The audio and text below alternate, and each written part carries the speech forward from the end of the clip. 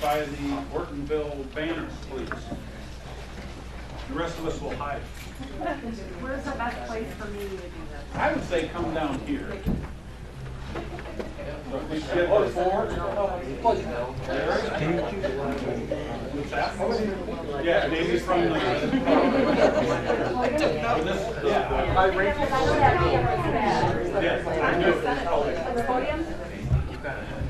Oh, Shelby. Not this time. Just send it to me last night. I asked her for it. Could everybody raise your right hand, please? Do you solemnly swear to support the Constitution of the United States, the Constitution of the State of Michigan, and that you will faithfully perform the duties of your elected office in and for the Village of Ortonville, County of Oakland, and State of Michigan, so help you God? Welcome to Orton.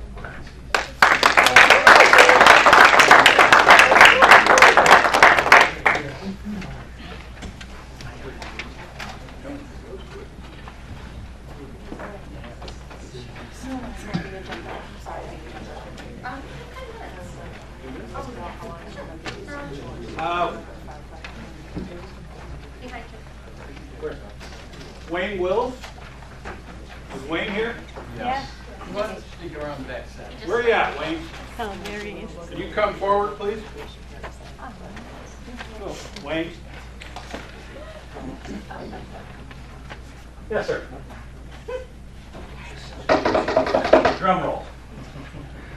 On behalf of the Village of Ortonville, we'd all like to present you with this plaque and this in recognition and appreciation of your service to the Village of Ortonville. Thank you very much for your 8 years as president.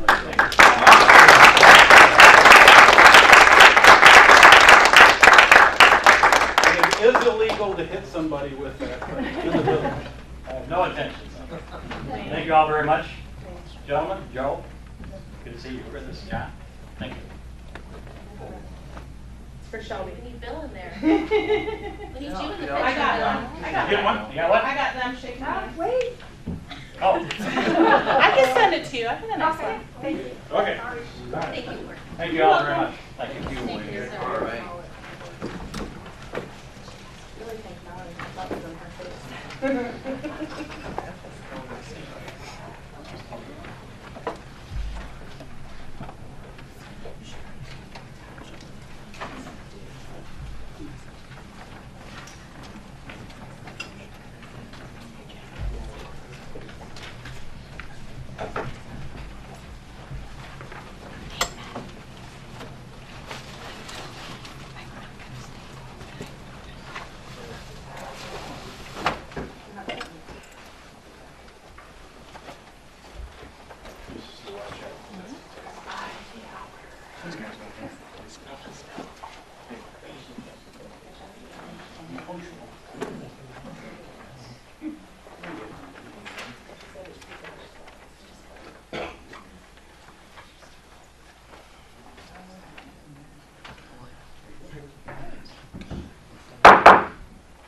Call to order the regularly scheduled meeting of the Village of Ortonville, November 26, 2018, and it is 7 p.m.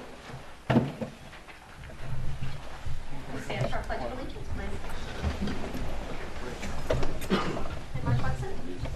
I pledge allegiance to the flag of the United States of America and to the republic for which it stands, one nation, under God, indivisible, with liberty and justice for all.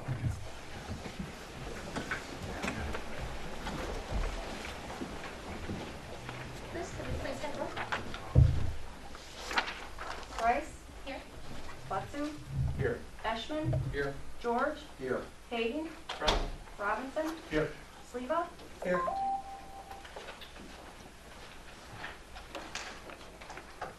And next we'll have the approval of the agenda, November 26, 2018. Before we approve the agenda, I would like to amend the agenda tonight.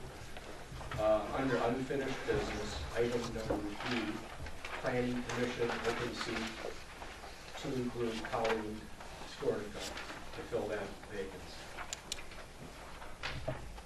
vacancy. Do we have I'd have to ask a question. Do we, really, my agenda didn't say much about it. I mean, do we have any nominees to fill the vacancy in the planning commission? It's been open for a while, from what I know.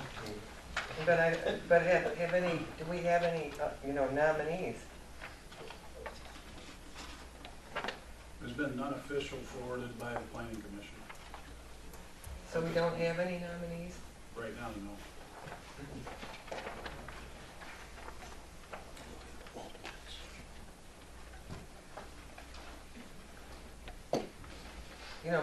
Because I'm thinking maybe we should run an ad in the Citizen. We have, We have done that we already. have and there were a couple people that had requested information that have talked with Lee. Lee has not formally presented anybody at this time, but at the last meeting, there were two former commissioners that were interested in coming on as well again. So we do have nominees then? They have not been officially nominated. They are people of interest that have approached the commission, Okay, yes. But they have not been forwarded from the commission at this point. okay.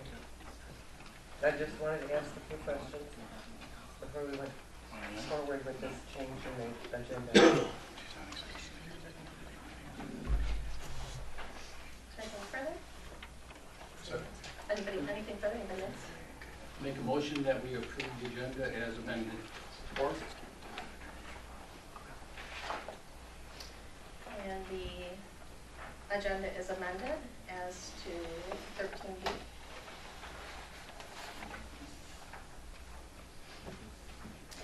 Next is item number 5. We approve of the approval of the council minutes, and we have two. We need a motion. You said, oh, I'm sorry, you did say yes. All in favor, thank you, of approving the agenda as amended.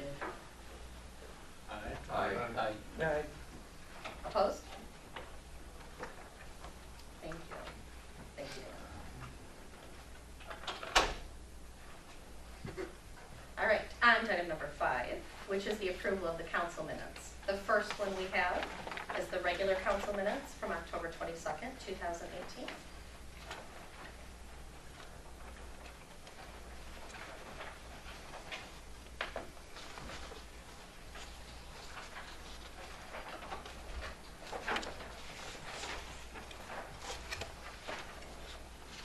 Make a motion that we approve the minutes as presented.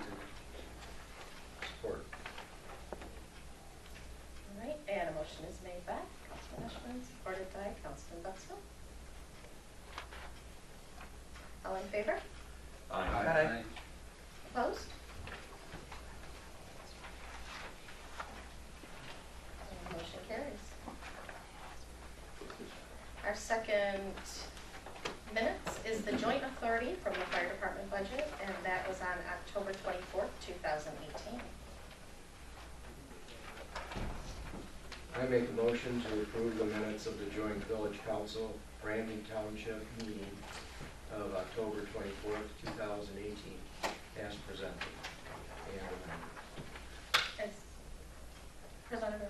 it was kind of amended at the meeting originally, but it's as presented as I see on the sheet. Okay, all right, just a minute. Support? Support? Oh, I'm sorry, you did. You're okay. I thought you were asking.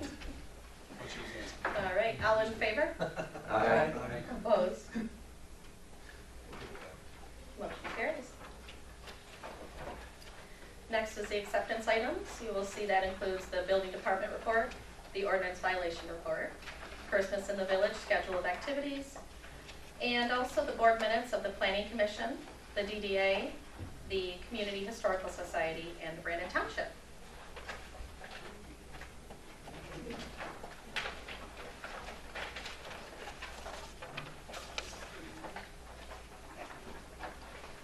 Item number 7 will be our disbursements.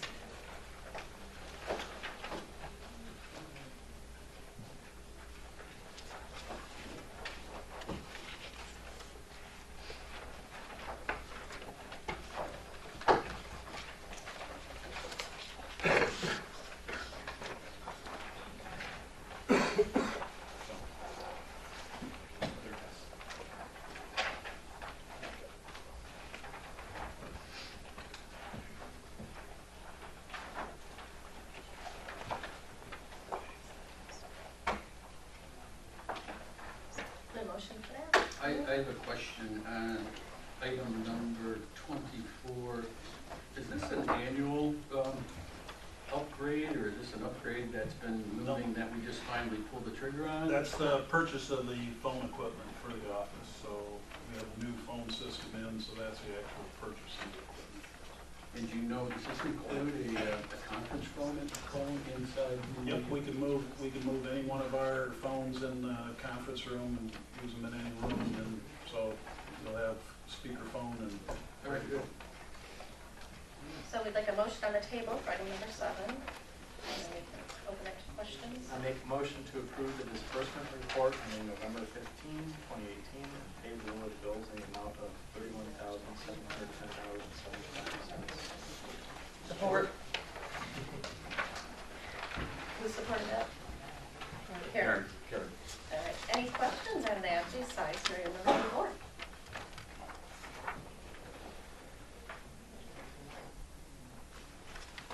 All right, can we have a roll call on that list, please?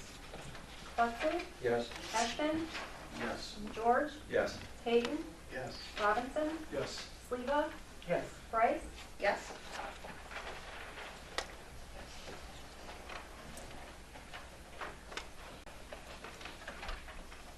For number 8, we have the approval of our treasurer's report.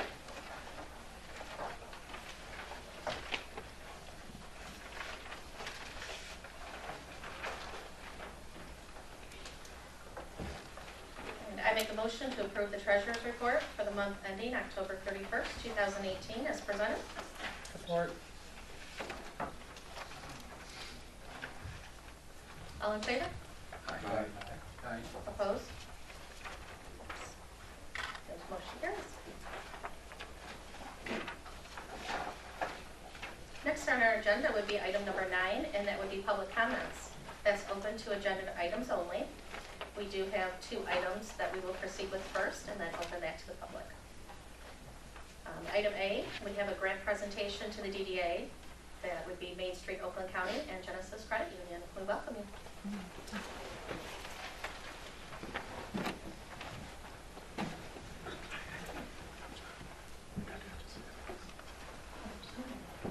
Good evening, everyone. My name is John Bryan, the program coordinator for Main Street, Oakland County. I'm along here with Joe Cross, associate planner, and also the community liaison for Ortonville, also Main Street, Oakland County. It's my pleasure tonight to report to you that Ortonville DDA will be receiving 2 grants from us, or 2 new grant programs that we created at Main Street, Oakland County. Tonight's presentation is with Genesis Credit Union. We created the Genesis Credit Union Spirit of Main Street Business Startup Grant. And the Ortonville DDA is our first recipient out of 10 applications we've received from communities all across Oakland County. The grant is designed to be a small startup grant to help with the assistance of small business development and startup efforts in the downtown area of Ortonville. So with us tonight to make the official presentation is Heidi Wood, the regional manager for Genesis Credit Union. And I'd just like to say that we're pleased to work with Main Street, Oakland County. We're very excited that we were able to sponsor this award. Genesis is very involved with the communities that we serve, and we're excited that we were able to present the $2,500 to Matt and the DDA so that we can help foster business growth for small businesses in the Ortonville area. So we're excited to see what can happen with what you do with the money. So congratulations, Matt. Thank you very much. Matt would explain a little bit what you're going to do with that money. Not sure if I've mentioned Matt Jenkins with the Yorkville DDA. Not sure if I've mentioned this before when I've been at village council meetings talking about what's happening with the DDA. But we do have a program, an initiative. It is a retail challenge, kind of like a Shark Tank sort of exercise, business plan competition that we are going to host in conjunction with local professionals, local entrepreneurs, property owners, essentially where there are vacancies in Ortonville. And the winner, the entrepreneur who is chosen as winner of the retail challenge will receive an incentive package, and that incentive package is going to be designed to help that individual or individuals prosper in their first year open in Ortonville. There is cash involved. There will be our traditional programs such as our facade grant, our merchant association grant, our downtown dollars programs. They'll be able to take advantage of those. But we will also be engaging professionals who can provide services to this new business, whether it's marketing, legal, accounting, those types of professional services that those individuals hopefully will offer as in-kind contributions to our incentive package. I do have a packet of information to leave with each of you for review. Glad to answer some questions now or anytime in the future. Program is in the works. Mary Zucchero and I just had a meeting about it and some of the next steps we'll be taking. The grant, not only the grant from Genesis, but the assistance through Main Street Oakland County and making this available to us is critical. It's for a DDA that has limited resources on an annual basis. This type of thing helps us really follow through on some of the great ideas that DDA is able to come up with.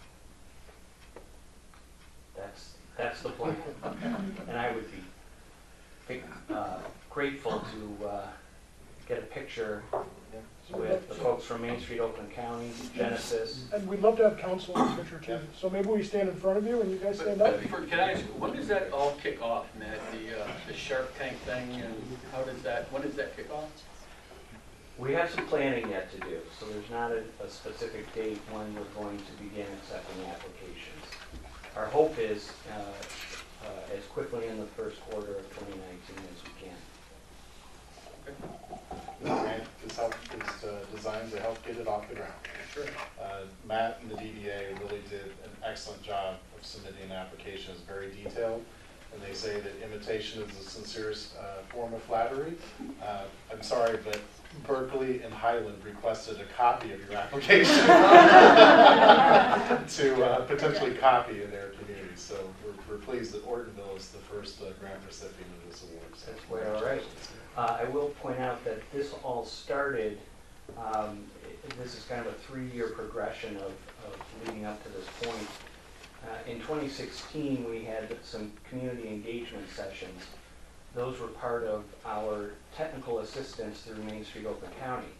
Those community engagement sessions were designed to get feedback from those in this community on a variety of things, one of which gave them an opportunity to say, boy, wouldn't it be great if we had this business in Ortonville or this business. Then take it a year later, about this time last year, our technical assistants did a market analysis and business recruitment strategy for the community. And one of the recommendations through that was to engage in some pop-up retail activities, Shark Tank type of activities, and so that's what the retail challenge has come out of. we'd love to have you all in the photo with the Ortonville banner, and Heidi will make the presentation with Matt and anyone else from the DDA that would like to join us.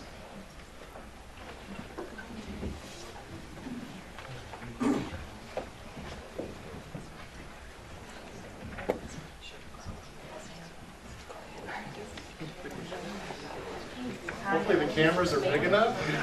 Tanya, can you just go ahead and stand on a chair? Sure. Okay, everybody, 1, 2, 3.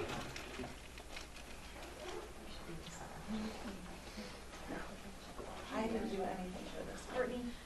We good? No. All right, perfect. Got it? You were more a part of it.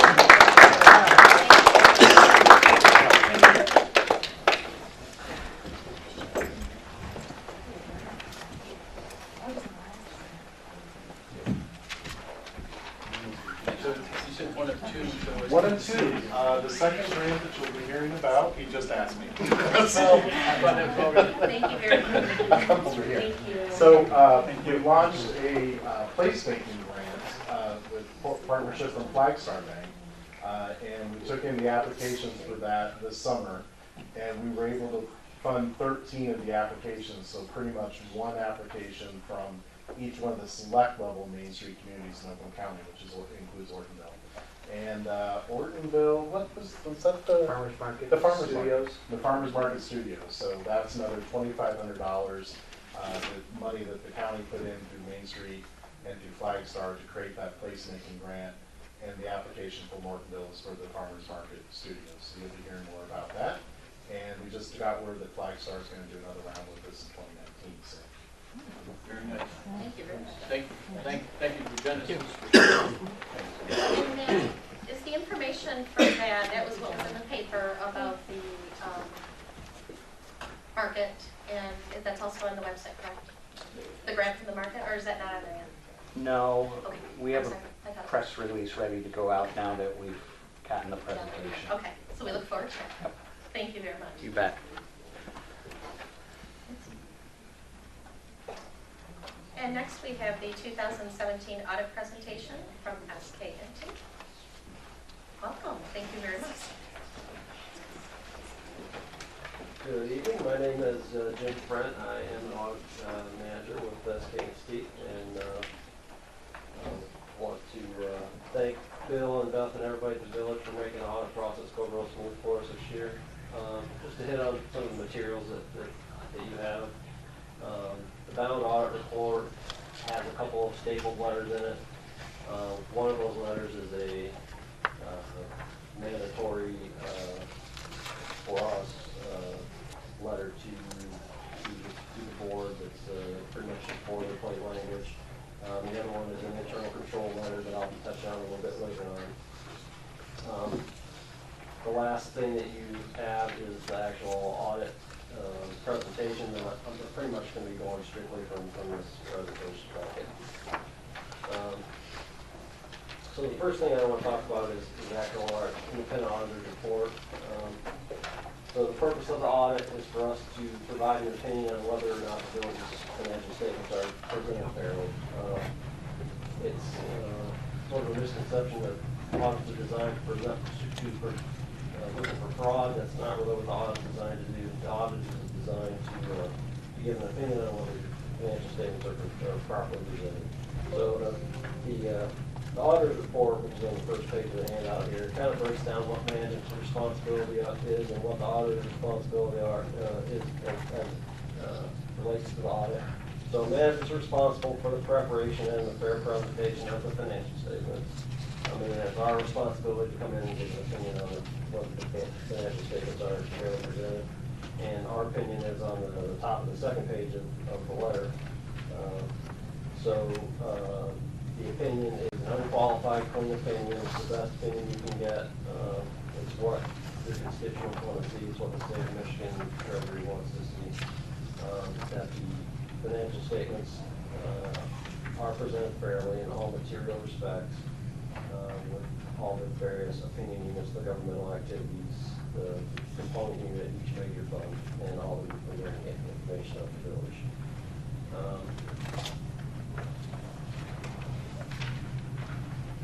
Now I'm going to talk about the next page, which is the balance sheet for the village, and I'm just going to focus on the general fund tonight. So the balance sheet is a snapshot just as of one point in time, as of June 30th. General fund assets that day, and the day was $371,446, and then liabilities was $45,671. So we like to look at that as a ratio. Your ratio is about just over 8-to-1 assets versus liabilities, means you're in a strong position to pay the bills as they come due. Last year you were at 9.8-to-1, so a slight drop, but anything over 2-to-1 we consider good positions. So when you take your assets and subtract your liabilities, you get fund balance, which the number at the bottom of the page, total fund balance is $325,775. We like to look at that as a percentage of annual expenditures, and that total fund balance number or 65% of your 2018 expenditures. The categories that you see, the assigned for subsequent years' expenditures of $132,311, that's simply the 2018-19 original budget that was passed. You budgeted to use that much of fund balance in your original budget. So that's all that number represents. On the next page there is going to be your activity for the year. This is your statement of revenues, expenditures, and changes in fund balance. Again, just focusing on the general fund. Total revenues for the year was $427,813. The previous year was about $410,000, so up about 4%. Property taxes had a similar increase. You were at $257,000 this year.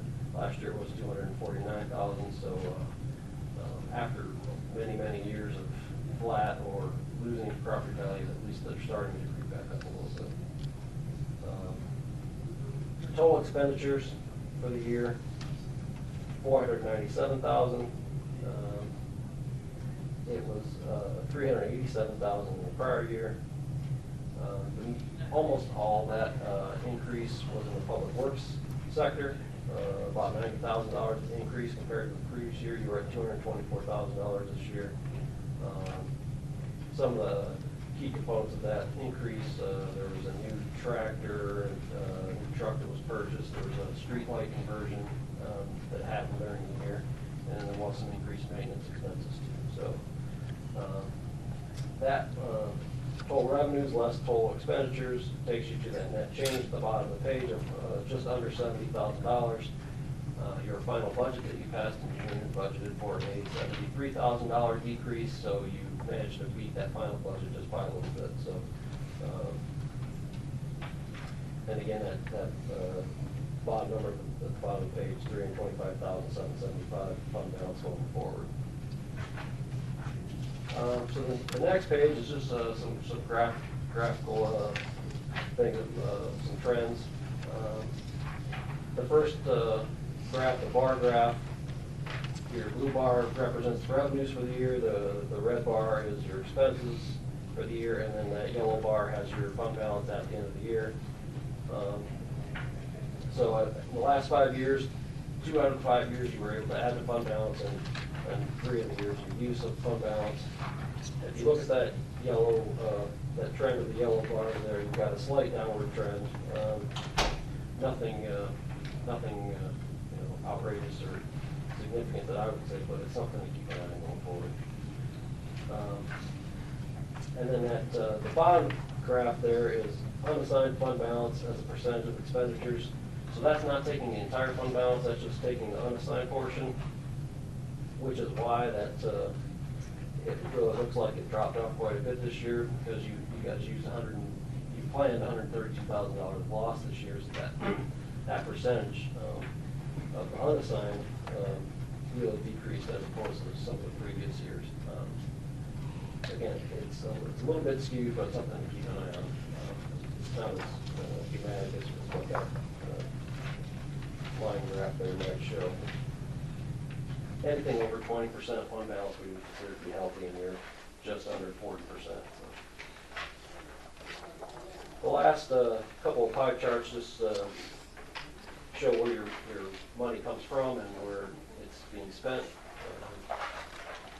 As in previous years, you're heavily relying on local property taxes and state share revenue. Almost 90% of your revenues come from those two sources. And then on the expenditure side of things,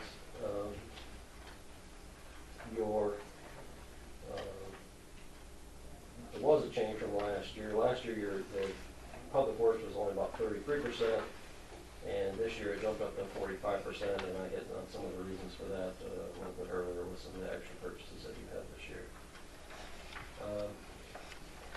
Lastly is our internal auditor's report and internal control. And there's just a few policies and procedure recommendations for going forward here. Actually, the majority of these were also in the audit last year. Nothing really new to discuss as far as that happened during the audit this fiscal year.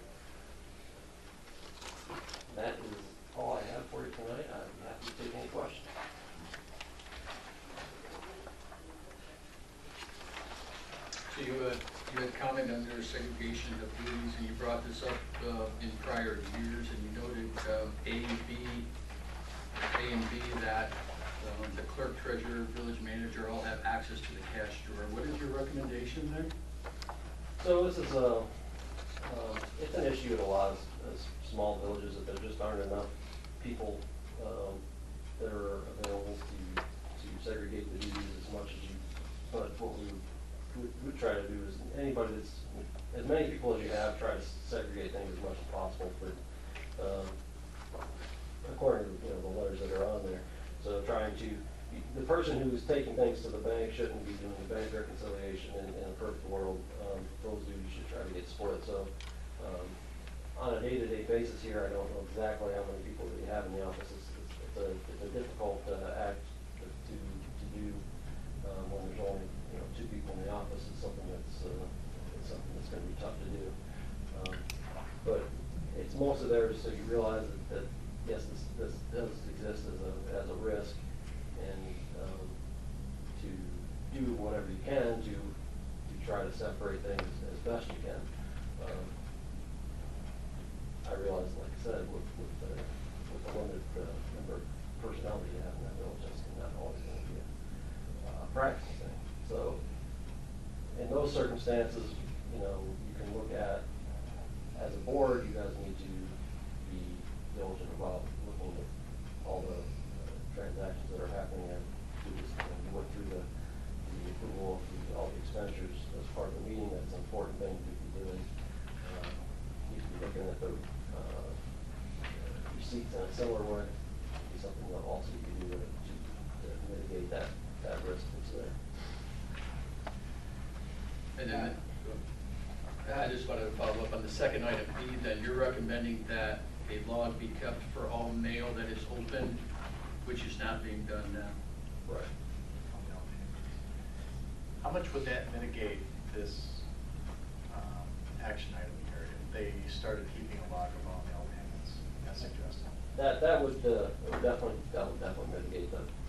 Something that it's so if you've got a log of everything coming in, then you can compare that to the deposit that was made, and that would be something that would definitely mitigate the issue. So it sounds like something I think we should probably start implementing then, at least that piece.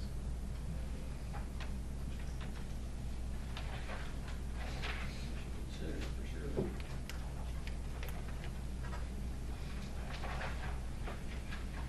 Any other questions? Question about the written procedures and policies. I noticed I just mentioned that there's several policies and procedures that we do not have adopted or written procedures for, and that this was also brought up in previous Are these procedures here commonly in place in other villages and entities of our size? It's a fairly common finding that we find that not everything has been adopted across the board. It's in villages your size. And for something like this, some of your trade organizations like Michigan Municipal League or places like that would have some good resources for some policies that you can take the language and then tweak it as you need to get these policies adopted. But so the bigger governments we deal with pretty much have this stuff in place. Some of the smaller ones tend to be missing a few things. That matter, probably most larger corporations also have similar things in place. My company does. Again, I think this is something I think as a council we should probably consider following up on this second recommendation about getting some formally written procedures for these items. And we do have a draft that we worked on, and then we kind of halted during the transition of the management positions. Okay. We can revisit that. All right, good. Anyone else? Anything else? This trust this. Let me, I don't I just think that's right. This is the presentation of The this. presentation has some snippets of the actual audit report. So this is, the audit More report, detailed. that is much more detailed than what I just presented. But nothing was changed. Nothing was Okay. changed, nothing was Perfect. changed. That was- Literally, pages snipped out of the report and or just to follow along with. Well, thank you. That gives us food for thought, definitely. Appreciate that.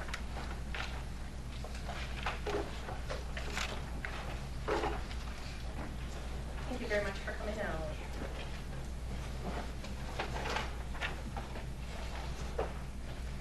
Next on our agenda is item number 10. Need a motion. Oh, I'm sorry. We are going to need a motion for the S&K presentation. S-A-N-T presentation. I make a motion to accept the presentation as it was presented. Support? All in favor? Aye. Opposed?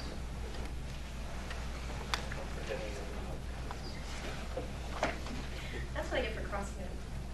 All right, we now are going to continue with public comments, and we would like to see if anybody has anything that they would like to share that addresses agenda items only at this time. Later on, we will also have public comments for non-agenda items. Anybody?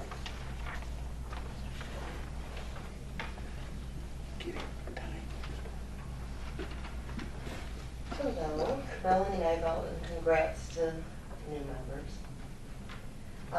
I am here to speak about the, obviously the position, the Plan Commission open seat. I keep hearing that no one has been interested, and no one has approached, and I just want to make it very clear. I never resigned from the Planning Commission, and I never wanted off the Planning Commission. I think it's important for the new people to know this.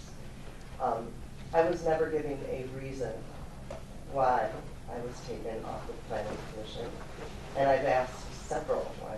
I've asked President Bryce now, and Will, and even Lee Pelshan, who's the chairman.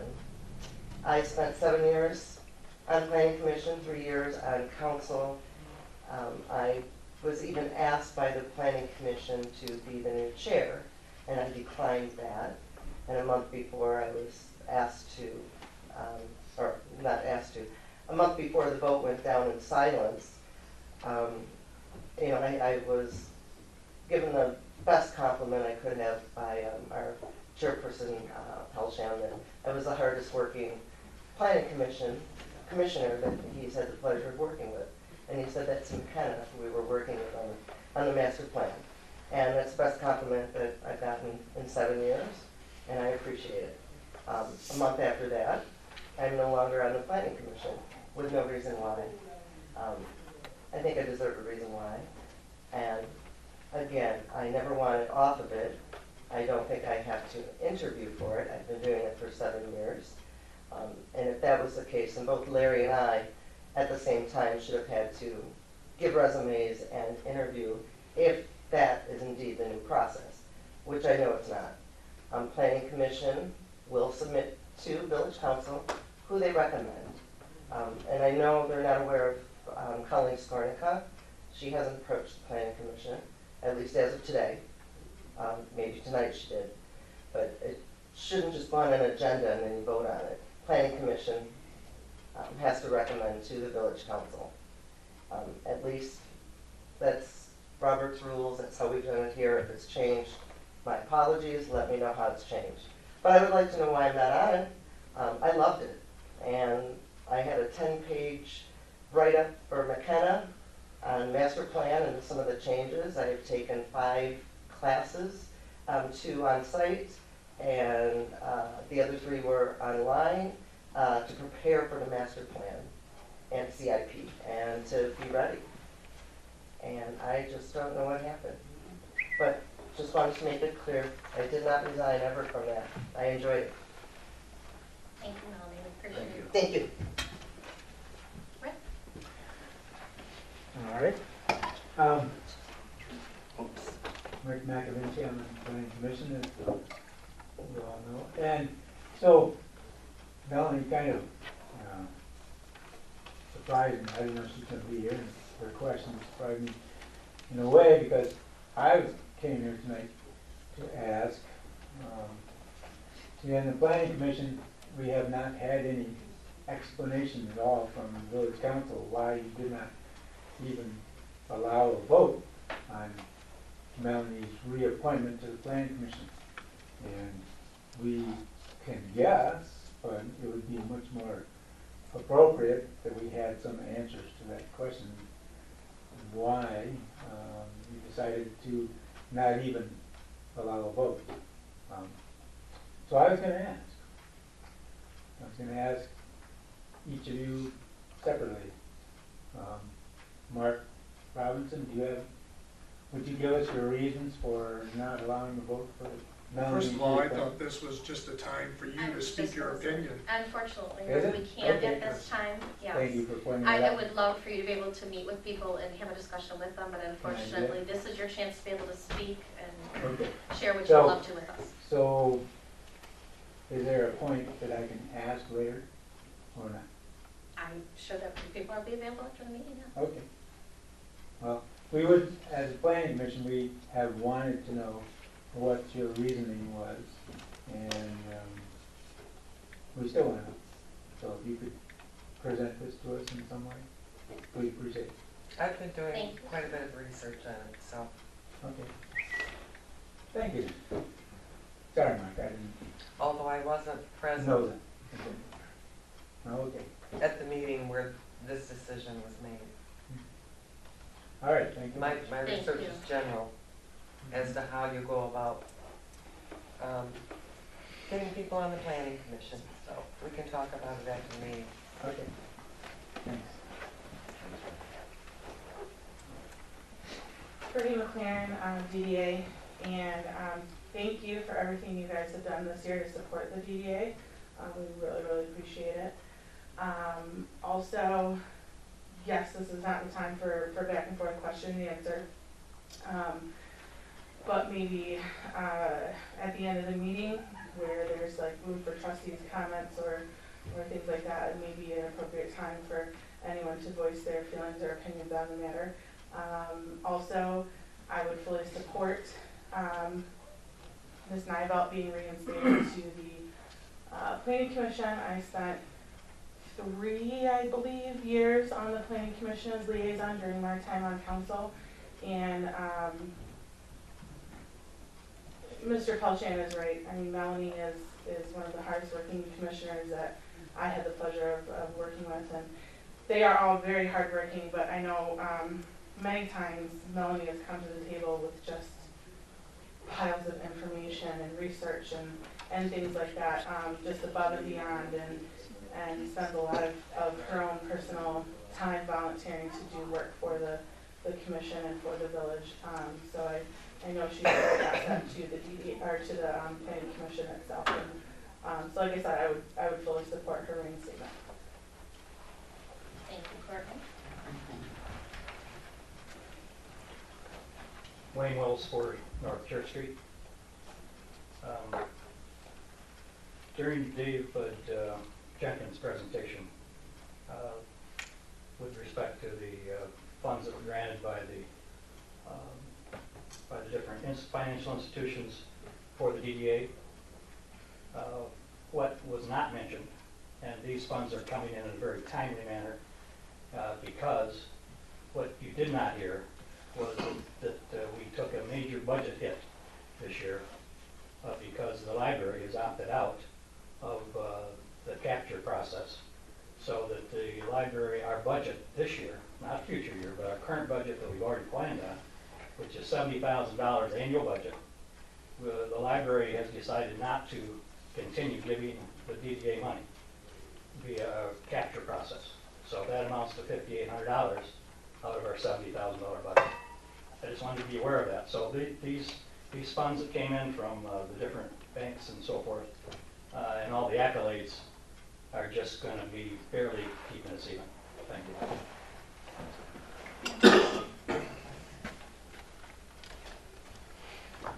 Anybody else? All right. No further public comments. We'll move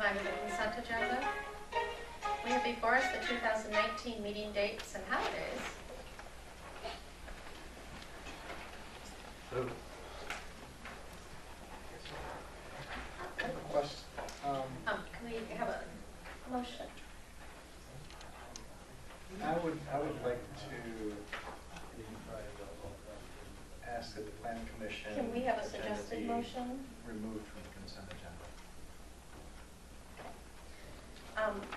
I will make a motion to approve the consent agenda as I'm sorry, we are going to remove it from the consent agenda and have a discussion, because there's more than one question at this item, I'm sorry. I spoke too quick. So we're going to remove it from the consent agenda, and then that way we'll be able to have, because it sounds like there are multiple questions on this.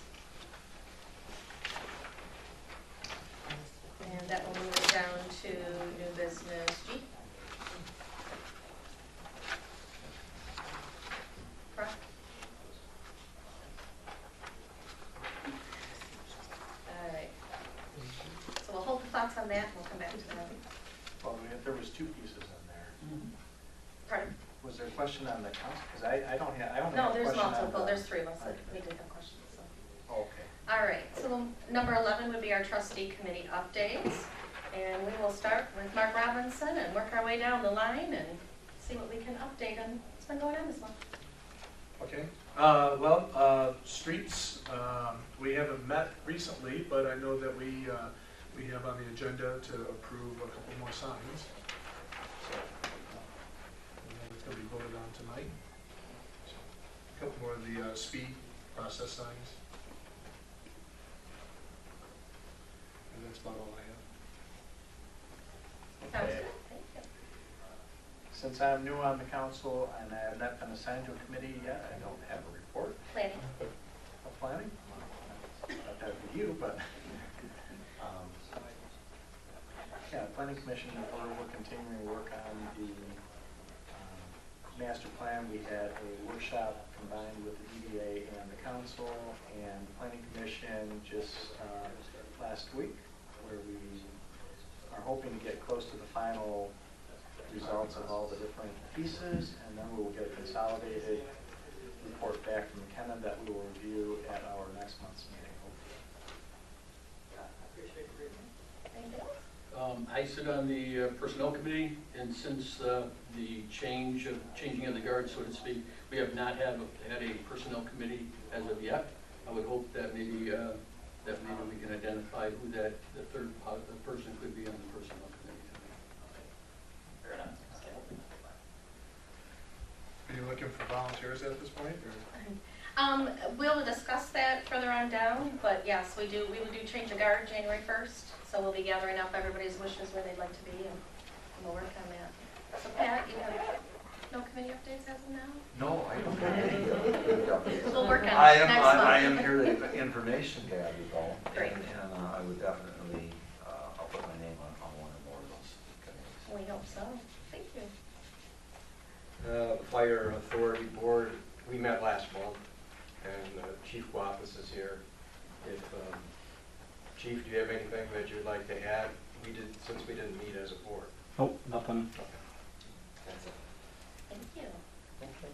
Karen? I'm on the Ortonville Community Historical Society, and basically what we're working on right now is Christmas in the Village, which is this Saturday, December 1st. And I want to let you know that the mill opens at 10 a.m. and there is lunch available for purchase, and our menu is hot dogs, chips, coffee, pop, hot chocolate, and or bean soup. There's going to be storytelling for children at the Mann School between 12 p.m. and 2 p.m.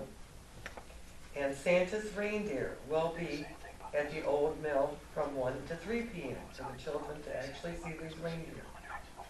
And lastly, Santa and Mrs. Claus will be at the Old Mill Museum after the parade until 5 p.m. So you can bring, your children and grandchildren down and they can sit on Santa's lap and tell them what they'd like for Christmas. That's all. Karen, I think I also saw an email came out from DDA today saying they're still looking for more volunteers to help with Christmas in the village. That's DDA though, That's not, DDA, not. not Historical Society. Oh, okay. Yeah. Oh, good. I will be working at the Old Mill on Saturday. Okay. So, helping with the food or whatever. I'll save that for our trustees then. Okay. All right, and Dan touched on personnel. I did have one comment from personnel. We recommended at one point to end the performance stipends and to streamline our consistency, concentrate on an overall performance evaluation and do a percentage raise, and that was what our goal was. It's come to our attention in doing that, we might have not made it even across the board. We have some employees that was great and it worked out well. We have other employees that doing the percent rate and not getting this actually lowers their income total for the year, their end result. So I think, as you mentioned, it would be nice for personnel to meet and nice to kind of mull over that and address that. There can be a couple different ways to do it. We have a board, as a board, have approved that. I believe it needs to go back to personnel to decide what is the best way to handle that and to create something that we did not plan to create and fix it. So that's my goal for the personnel committee as they're formed. So keep that in mind, because I think it will be coming back to us next month and try to get this right for our employees, because we definitely value them and we do not want it to be negative in any way, shape, or form. So that's what I had. All right. Next we have number 12 is our new business. And item A, we have the 2019 cable allocation and budget. We did get an email from Bill bringing us up to speed on that. And you have the information in front of you. Can someone tell me what the other franchise fees are? Good. We gotta do a motion first.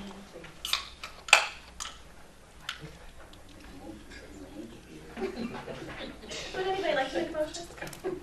I'll make a motion. Is this on the franchise fees, right? Item A, yes. To approve the acceptance of 2019 allocation of cable franchise fees from Brandon Township in the amount of $11,152.33 to be deposited into line item 101-000-498.020 reimbursement, Brandon Township cable fee. Support. Thank you. So, does anybody know what other franchise fees mean? So there's other. They may be franchise fees from others, basically what it says, other sources. It could be a right-of-way fee from God, what do they call them, wired suppliers along the road. They put up the skewed funds. Comes from the state. But why wouldn't the village have any revenues there? I guess that's what I'm getting to, because there's a percentage of the overall of the revenue that comes back to the village. Only what's located in the village. Right, so there's $0 for other franchise fees. So Because we only get our There's not a franchise village. fees from charter. So nothing is located on a village property to Correct. receive those, Okay, correct. but they are on a township property. Okay. Yes. All right. So Wait a what minute. we did on this is Kathy and I got together and we found that the actual amount of the original allocation was gonna be something like $9,000. But basically Brandon OTV had too much money in their fund. And so we are starting to back that down and refund more money to the actual entities, the government entities. If everything goes as planned, next year we'll kick that up just a little bit more and start backing that down to the amount legally that we can. This was our first step in that, so we're bringing home about another $2,000. And that will also be the case for the township as well? Correct. They also, okay. Yeah, the Is it township. the same percent? It's the same difference? percentage, and that calculation is here, and you can see what the township was getting back. Originally, they would have got back about 84,000, and that kicked out to about 95, and ours went from 9-something up to 11. And I'm assuming that once we get that fund balance down towards a more desirable level, then we'll revert back to the previous. Correct. And our revenue. If they're still there. Because there is a big push right now by the cable companies that they're being unfairly treated in comparison to non-cable suppliers. And so they're heavily lobbying the FCC in Washington right now to eliminate cable fees. So, Did they give us a date on that at all, Bill, or? no, not yet. So, I just wanted, I have another question. So there's a comment here that says the carry forward in cable savings fund from 2017 was $337,000.51. Correct. All right, and the carryover fund, all right, for 2019 is expected to be $300,627. Is that what that means? I guess I'd have to look at the budget one again. where I'm headed, and the total really isn't that important, more than there's a comment that says it's our goal to maintain a fund balance of at least $100,000. Well, $337,000, that's it. Y'all let that get out of control. Well, it is, so I guess my point is, how much of that, would it be as simple as taking our whatever percentage from that? I mean, how do we? You basically got to do what we just did, is take the steps, because you have to, as I understand the rule, you have to allocate so much every year, so you're only allowed to take back from those cable franchise fees every year. It's not like as it was explained to me, it's not like a general fund where you can take $200,000 all back at one time. You've got to basically bleed it down like we're doing right now. So that's why we're increasing our amount that we get Correct. back in order to draw that down. Correct. And then the interest of the $3,122, was that from the carryover? Yes. Is that what that interest is from? Yes.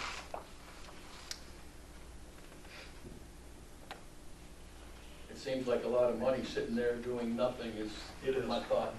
And we have a lot better ways to bring it back to the villagers, I guess. That's, all right. Any further questions? All right. Hearing none, we'll have a vote. Who supported that motion? Was it Mark. Larry or Mark? I think I support Mark and then Thank you. Mr. Larry. All right.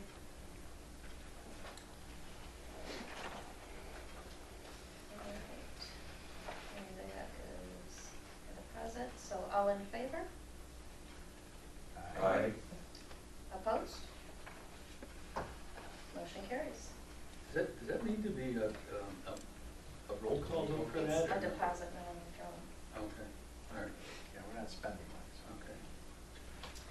And then our second one is separate, correct? Right.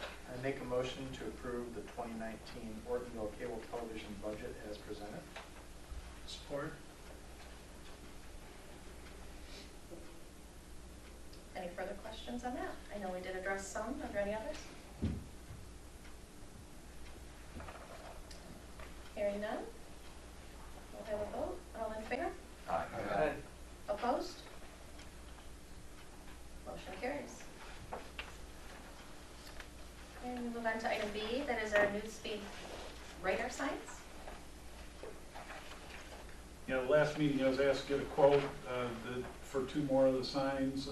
Came back, they lowered their price. This is from the same company, $160. I do want to point out we are having some issues right now that collecting the data off the machines and getting it. I brought in my cell phone, my iPad, and we're now next going to try it. We're getting the data, we're not getting it able to translate into a graph that's understandable.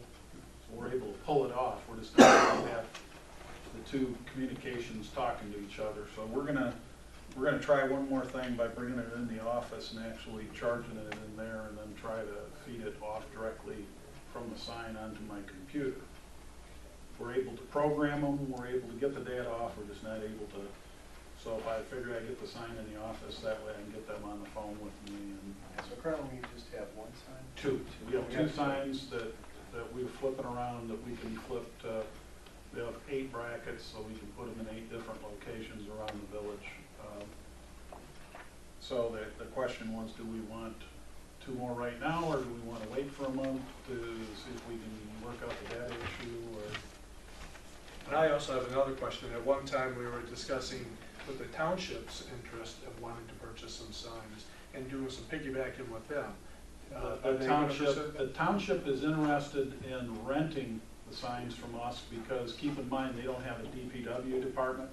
So if we were to, they are interested in working with us on that, but they have nobody to put them up, to manage them, to do the things they need to do. So they were interested in maybe renting a sign from us for a couple weeks and putting it at a different location. So.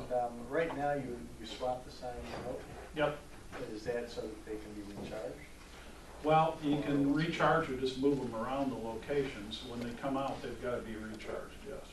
Yeah, because I also see that there's option for an extra battery pack, which it seems like you could just swap the battery packs and keep them in operational continuous. Potentially, or there's 2 batteries in each one, and if we could get good enough on our maintenance program that we switch one battery off at a time, there's enough juice in there to maintain the battery. So you could take one from this sign, one from this sign, charge those 2, put them back in, then grab the next 2, charge those 2, put them back in, and you're good. You Yeah, never 'cause I'm have trying to think, we only have 3 main roads coming into the town, basically, and it seems to me that 3 signs should be adequate, but maybe some extra battery packs so we can keep them in operation more continuously might be a better way to plan for those signs. I don't know, I think they are effective. I think we've heard from our residents they are effective. But I think 4 is probably not enough, but until, my thought is, I'm all for bringing 2 more in, but before we rent any out, I'd like to take care of our own traffic concerns and to start, we're not buying these to rent them out, right? More than to control our own traffic, so. And I have a question, as far as the summer weather as opposed to the winter weather, how long do the charges usually last? It's about anywhere from 10 days to 2 weeks. It's about 10 days, I think, on the conservative side, that they'll go Or is without that being with charged. both batteries? That's with both batteries? Yeah, they have 2 batteries in them, so if you take the sign down, fully charge the batteries, they'll last somewhere between 10 days and 2 weeks, roughly. But this is going to be our first winter weather. With the colder weather, batteries don't usually hold up as long. Typically, contrary to popular belief, batteries perform worse in hot weather than they do cold weather. Because there's always the draw from it. Yeah. Heat. So would we like to entertain a motion on this and then continue our discussion at all, or? Anybody? I'm sorry, I'd like to suggest a motion or we already did that, or? We don't have one yet. To approve the purchase of 2 speed radar signs in an amount of not to exceed $6,000. Support. Your gravel sign, and sort of right afterwards.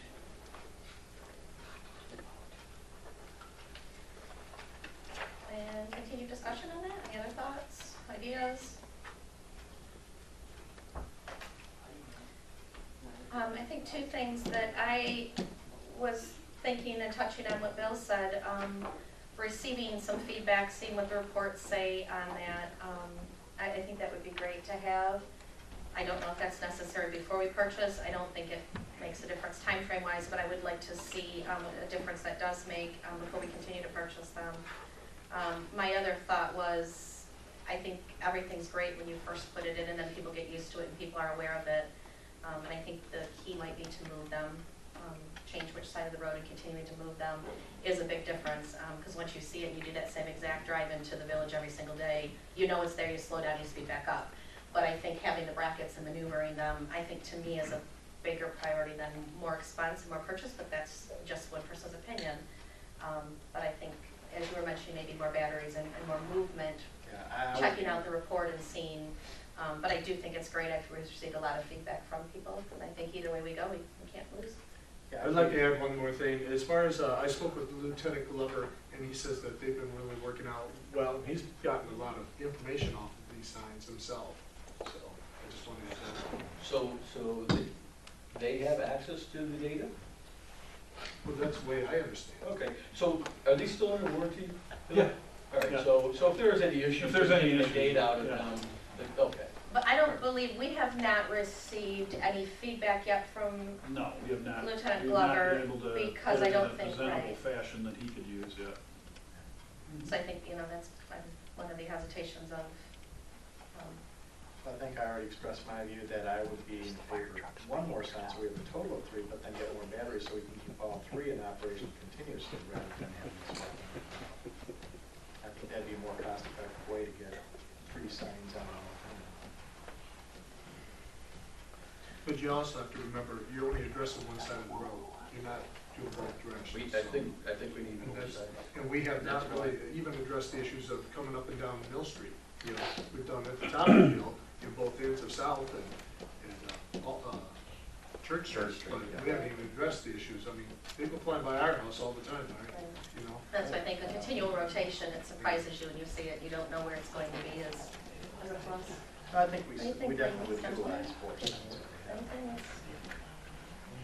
Ideas, thoughts? I know they're working because I live on, you know, us that live on the major arteries. I have seen a lot of people be more conscious and slowing down, so I think that's really good. I think we might want to hold off on extra batteries at this time just to see how it plays out, but I'm not opposed to it. It's still too new, maybe. That's the thing. Anyone else? Anything else? All right. We have a motion on the table, and so we can vote. And that would be a roll call vote.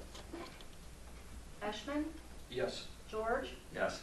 Hayden, Yes. Robinson, Yes. Sleva, Yes. Bryce, Yes. Butsu, Yes. Thank you. Next in our, we have the new back door for the village offices. You will see the estimates in front of you.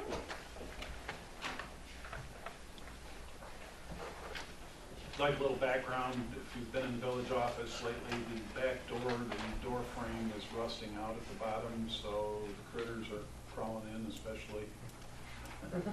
Haven't seen any mice yet, but we replaced, last winter, we replaced the door sweep and put about as much insulation as we can, and so I went and got a couple of quotes to replace the back door.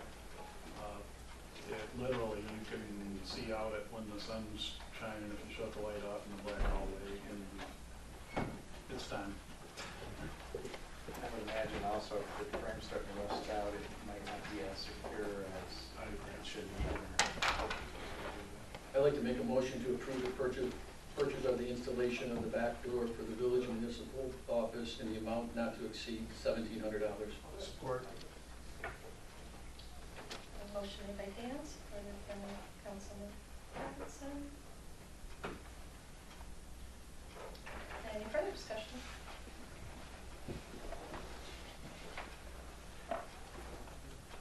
Was that our only estimate? No, there's 2 of them in there. I've got 2 Oh, estimates. you know what, I saw both of them, and you're right. And I did catch that. Do we have, anybody worked on anything here prior? What's our experience with either one? I tried to get 4 estimates, and 2 people that were a little more local never provided estimates.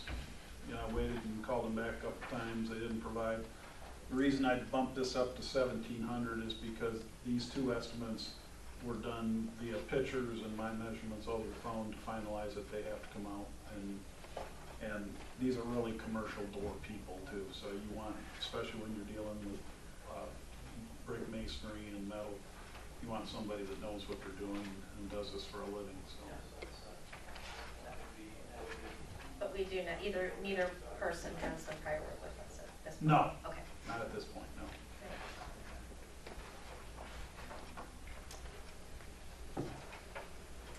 So do we have a recommendation and a feel from either one of them? or- Personally, the one that I like, to be honest with you, was the one out of Flint. The first one seemed a lot more detailed than that, so, but I need to get them both out to give me the official. And that would be enough, seeing that that's awfully close? Yep. Okay, all right. Any further questions? All right, can we have a roll call vote on that, please? George, Yes. Hayden, Yes. Robinson, Yes. Sleva, Yes. Bryce, Yes. Butsu, Yes. Eshman, Yes. Motion carries, thank you very much.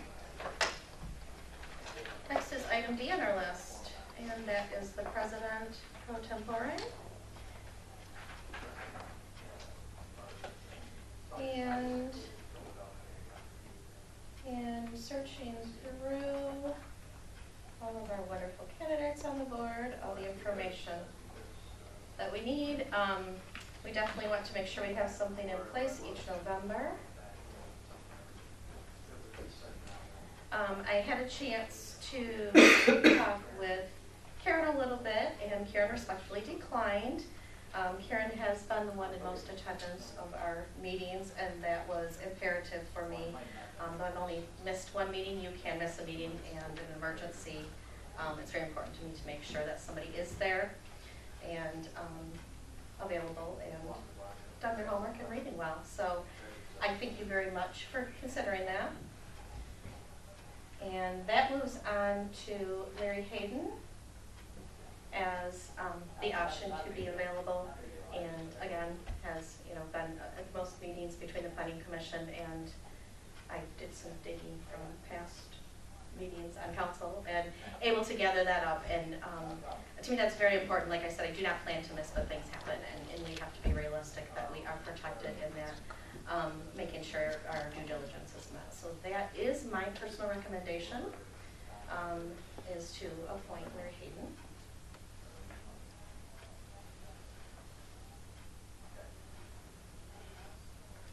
And I would like to make a motion to appoint Larry Hayden as the president pro tempore. Is this up for any discussion? It will be, yes.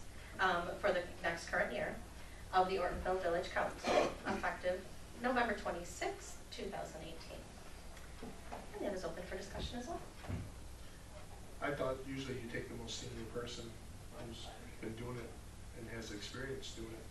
Well, technically, if you go on that, then I probably would also be most senior. My first time serving on council was way back in 92 or 96, and then again 2005 through 2007, before Dan came on board. So I have been on the council multiple times in the past over a number of years.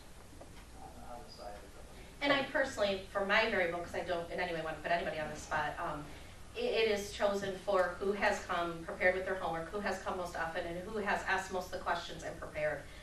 It will be an emergency, it will be last minute, and I really want to ensure that somebody isn't stuck holding the bag and I'm calling you 3 hours before a meeting. And that's what I can base that on is filling in when you have to. I will share that I always do try to prepare fully for the meetings. I pay attention to any email communications that we get from those manager and Liz on council meetings coming up or other items like that. I spent several hours going through all the material in this packet prior to this meeting, so I do try to make sure that I am prepared for meetings. And I will be well informed and always keep an eye out for things like that in case there are last minute changes to agendas or new information comes out last minute. So. And I appreciate your confidence in selecting or recommending that. Well, I hope I don't need to, but anyone else? Anybody? No? Oh, have you? All right. So, again, we have a motion on the table, and I'd like to place that for vote, please. All in favor? We need a second. We need a second. We do need a second. Would anybody second that motion as we all start talking at the same time? Thank you, Liz. Anybody? Okay, I'll second the motion myself. Because you're right, it is important that we do have a president pro tem. All right. So now we can have a vote on that. Any more questions? All in favor? Aye. Say aye.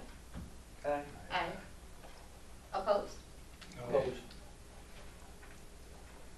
I correct? That is a 4-3 motion, correct? Okay. Motion carries.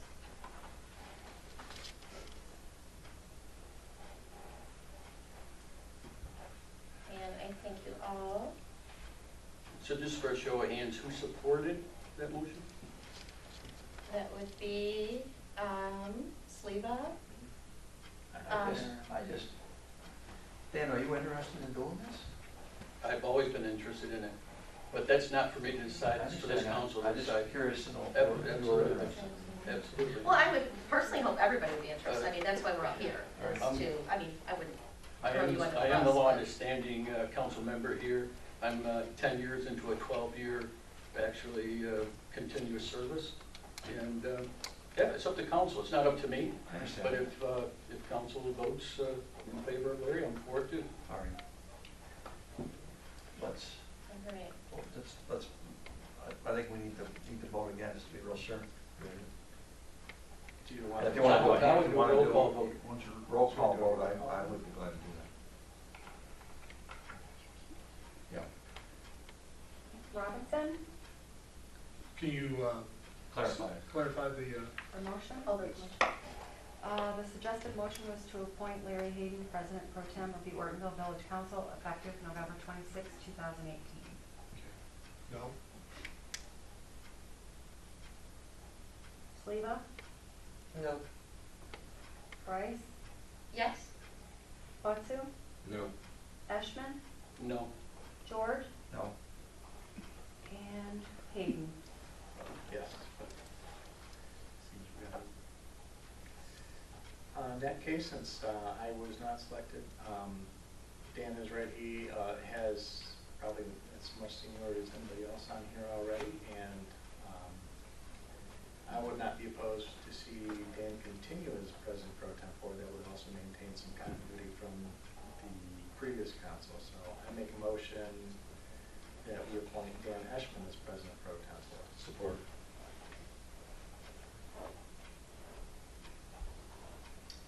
All right, we have a motion on the table, and we have support. Do we want a roll call vote again, or? It really should be a roll call vote. Okay. Do we have any further discussion on that at all? All right. Dan, I just have one question on you. If you, as President Pro Tempore, I know you've expressed in the past that you find it difficult to check or respond to emails. Is this something that will inhibit your ability to be able to get the information in a timely manner if there is some last minute updates or things that go out for the council? Yeah, I think my stance in this council is always, in the last 10 years that I've served on council, has never relied on emails as it relates to important, critical information as it relates to the village of Ortonville. So in the past, either we received a phone call, we received a packet in the email on in the mail on important information. So in my time serving and supporting ex-President Wayne Wills, I've never been able not to support him when he is called upon me. Anybody else? Any questions, comments? I'd like to also say something.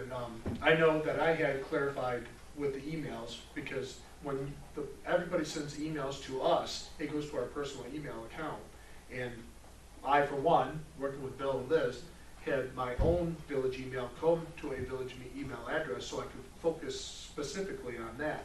And I know, I think a couple other people on council have done the same thing. I know there's so many seats available to do that, but I strongly recommend supporting, you know, as far as the email side of things, that we all have emails specifically coming to an email account assigned to us and not going to our personal email and then things getting mixed up, you know, and missed, you know what I mean? So, and then when you're replying to an email from somebody, you're doing the same, you're not replying from your own personal account, right? So I think that's also important. I don't know if anybody else has done it. I've suggested to others that they do that. Good point. Anyone else? All right. Hearing no further discussion, roll call vote, please, Lance. Sleva, Yes. Bryce, Yes? Butsu, Yes. Eshman, Yes. George, Yes. Hayden, Yes. Robinson. Yes. Thank you very much. Our next item is E, and it is the 2019 subcommittee appointments. And as you have in front of you, the information highlighting the current committees that are available, the current people holding those committees, and the current openings of those as well. What I would like to see is everybody get a chance to mull it over, find out more information about the ones that you're interested in, get a little back history on maybe people that are currently there or have been there, and share your information. You will be able to call, text, email, or write down any and all of your choices, please, and send them on to me. And if you could do that by December 14th, we will then be assigning those at the December meeting for our January start rate. May I volunteer for one now? You may go ahead and write that down and put any of them, however you send it to me, and we can look at that, and everybody can get a chance to check out what they think they're interested in. Well, as an And we IT can go person, from there. I would be willing to take Colleen's place on the IT website. Bingo. Makes good sense. I support that. I was hoping. I support that. He's hoping to do that. All right, any further questions on any of those at this time? Just one thought about planning commission. Well, I guess we'll, that may be a moot point at this point. So I guess I'll wait on that until we get to that agenda item. All right. And next, we have under new business, that would be F, the email communications. And that was just a highlight of one of the things that we have been working on a little bit and continue to work on, is to ensure that the public is receiving the things that we have available for them. We have a lot of things available for people to come and reach out to us. Are we reaching out to them, and are we doing our part? So I think that's one of our goals, is to continue to make sure we're reaching out and sharing the information. When you talk to people and they know that OTV is taping, but they don't know where to find that information, or they know the agendas are available, they don't know where. In compiling all of that information, we can utilize our documents on demand, and if people so choose to be a part of it and sign up, they can choose to receive that information through documents on demand and kind of get that, hey, there's an update, and therefore you can go in and grab what you need. So it's a way to reach out to people. Again, that's by choice. It's not an automatic, and it's something that people can pursue to do through us. And we can kind of start to build on that and, again, share instead of having people have to investigate where to find things. So that's just a thought as to continuing what we've been working. So I'd like to comment a little bit more on email communication, because there was no specifics as it relates to what that meant. So me reading this meant, okay, as Larry Hayden, Trustee Hayden talked about, you know, if you're in a business and you read literally hundreds of emails every day, the last thing I do is come home and relax and sit and read more emails. If there is critical information, which is, in the last 10 years, it's the way it's always been, Bill picks up the phone, Tanya picks up the phone, or it says, okay, we have a special meeting coming up, but just to rely and shoot off an email and expect somebody to say, yeah, I got that. If it's important to the village of Ortonville, then I'm recommending that it be delivered to my home in whether it's mail or knock on the door or put in my door. I check my door all the time. So I don't believe critical information should be shared via email. You get into quorum situations where people start reply to all. Any reply to all over 4 people, including yourself, is a quorum, and that is a no-no, right? Punishable. So I'm just saying, for critical, no kidding, voting on information, I don't recommend using email as a form of communication to council. Well, I think we can do multiple ways to communicate with people, because everybody's on, you know, a different line. I cannot be on the phone all day.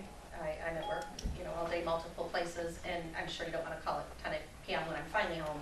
So I think if we try to hit everybody up in multiple forms, we'll definitely hit what we can. I agree. And we can try to, you know, see maybe what people's preferences are, and who wants the text and the email and the phone call and a drop at the door and things like that. And we can better streamline. I think that's perfect with our email communication work that we're doing. So thank you for bringing that up. You have some thoughts you want to share there. Well, I just assume the text would be a very effective way of getting hold of us when we need to. If it's a short message. And I think you for know, some. like, the texts are easier than emails, you're absolutely right, Danny. I agree with that. If it's, Um, so I would prefer to get texted, that's all. Trustee Sleva does not have a cell phone, and Trustee Sleva probably never will have a cell phone.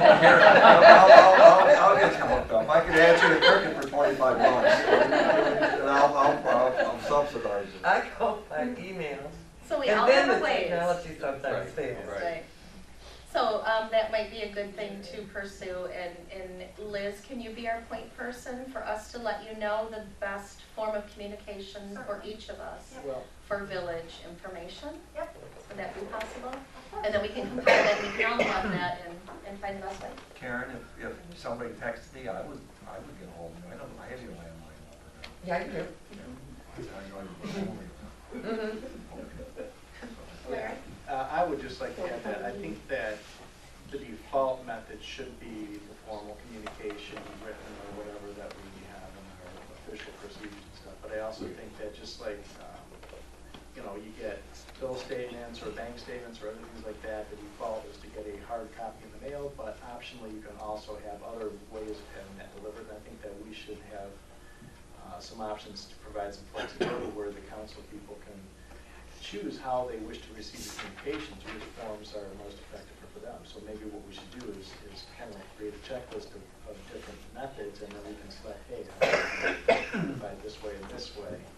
I look at it also as because if I choose to receive my council packets by an email attachment, for me, in a way, that saves some of the resources of the village in terms of Liz's time and effort and the cost of printing out all the hard copies and stuff like that. So if I can get it electronically and that's adequate for me, and it saves some village resources, I would certainly be willing to take that option. Of course, I fully understand everybody wants to have a full hard packet because that's important too. You can take notes directly out of there.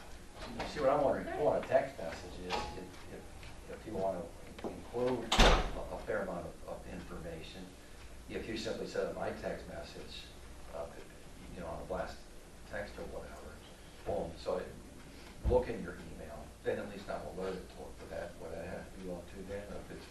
I agree, if it's a lot of information that, Bill, you want us to look at or something, your time you want us to look at, just tell me in a text message, you need to check your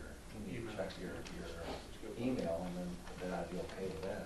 So what we'll do is we'll gather it all up, and then we can kind of see what's best and how is the best way to get to everybody and see if there's any quirks and things aren't fitting correctly. Let's see how it goes. So is there, we can call you or email you or send you what our best way is. Text you Okay. or drop off hard copy. Wonderful. I might need a cell phone second. You can have All right, let's move on to item G, and that is our calendar. We're going to revisit the calendar. We had a couple people with questions on that. So let's get started on our questions.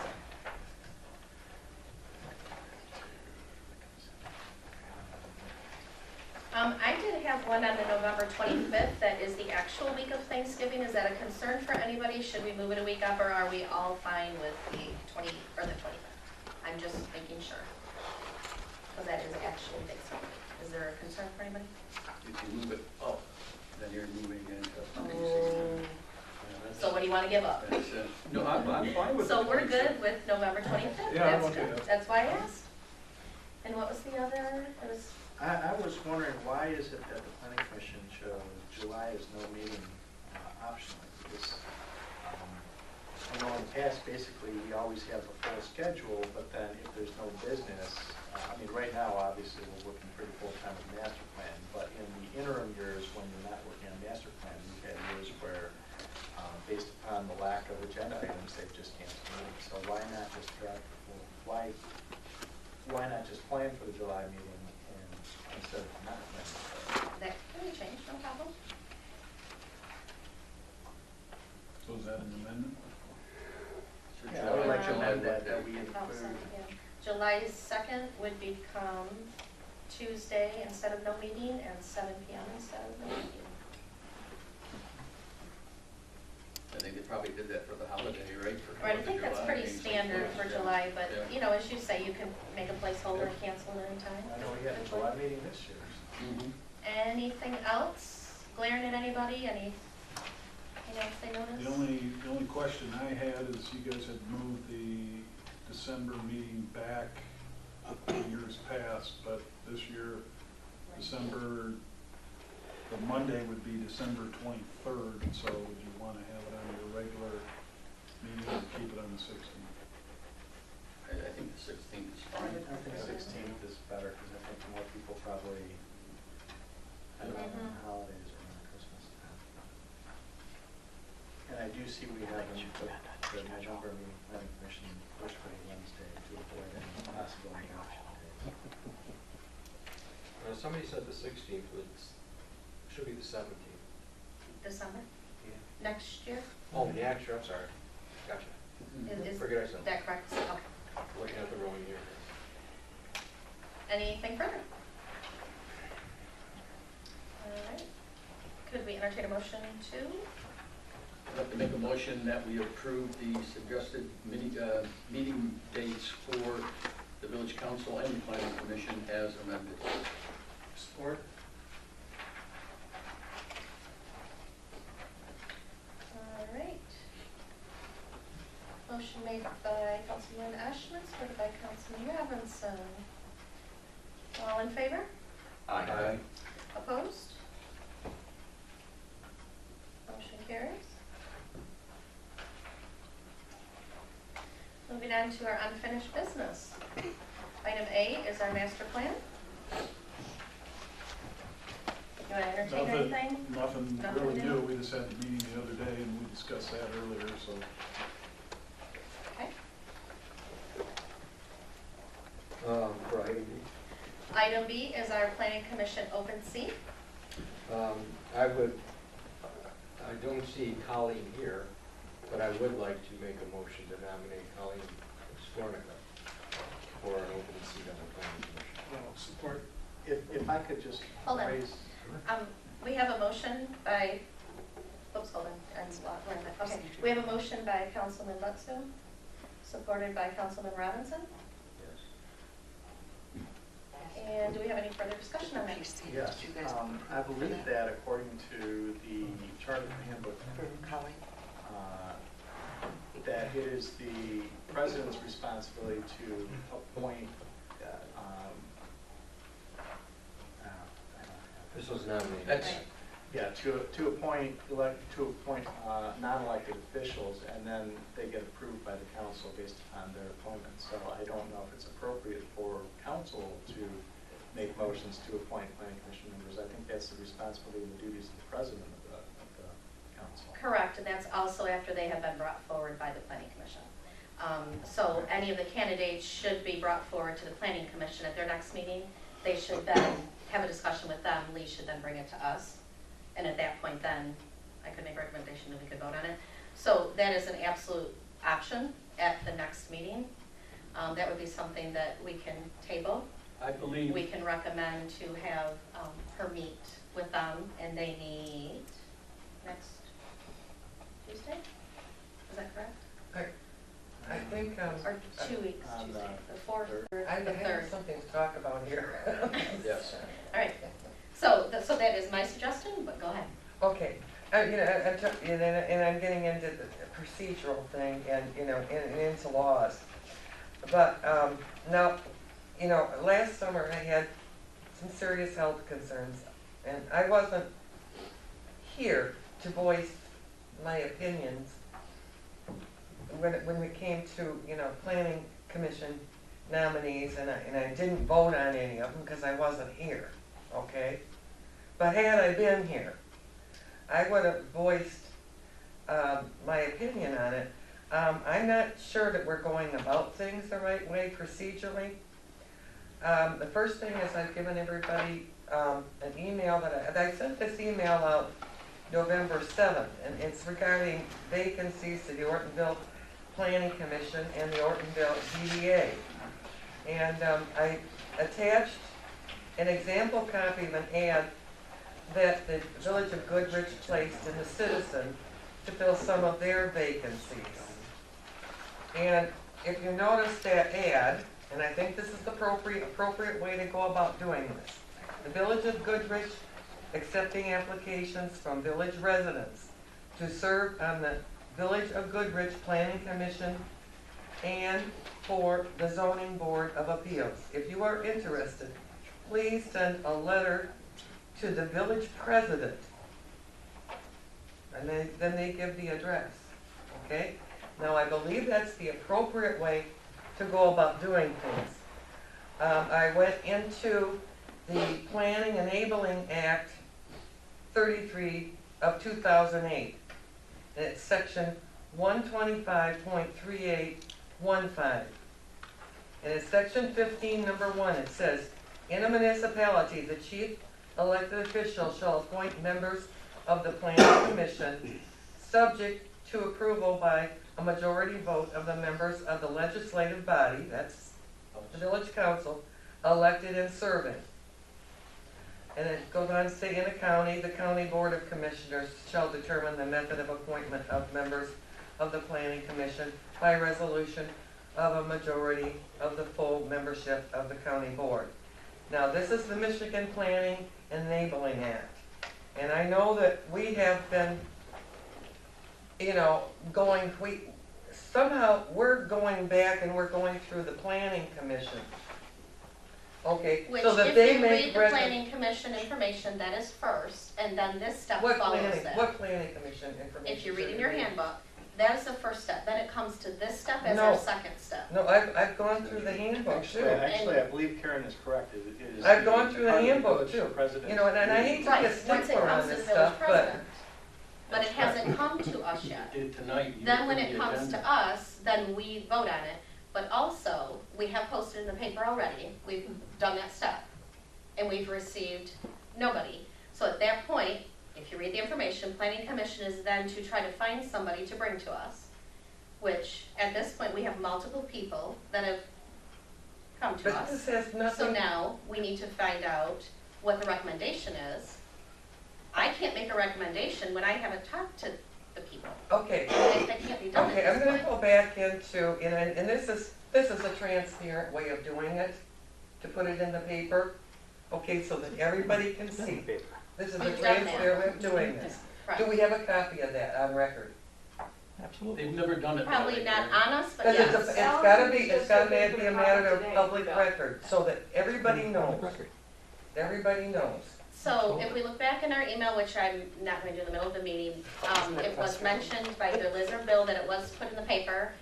If you look at our minutes, it was followed up. Has anybody responded? No, they haven't. That's So we not went true. back to, That's not true. Colleen Skornica, after she lost the vote, came to me and several other council members expressing interest to be on the this planning is commission. August and September. This isn't now. Point being, at this point, there is nothing we can do as you're forced to do something at the last minute. We have to have the chance to be able to have multiple people here. We need Colleen here. Melanie has now put her vote. We have 2 people. We also have somebody else that planning commission was recommending. So at this point, Actually, I know We can't somebody, suddenly- I know of a 4th candidate. great, we would love that. So at this point, this is something that we need to step back and say, we cannot suddenly come up with the information that we don't have in front of us and make decisions. We need to have the information so we can make those decisions. And to ensure that we are following the correct Tanya, I procedure. do believe Well- that Karen is correct. The correct procedure I am is correct, you because as I've the got it chief right in front of elected me. official, you would make an appointment, and then that would go to the council to approve your appointment. Correct. It's not the council that makes a motion to appoint. When a It's you make an recommendation has appointment, been And then we made. would either approve or disapprove your appointments. Correct.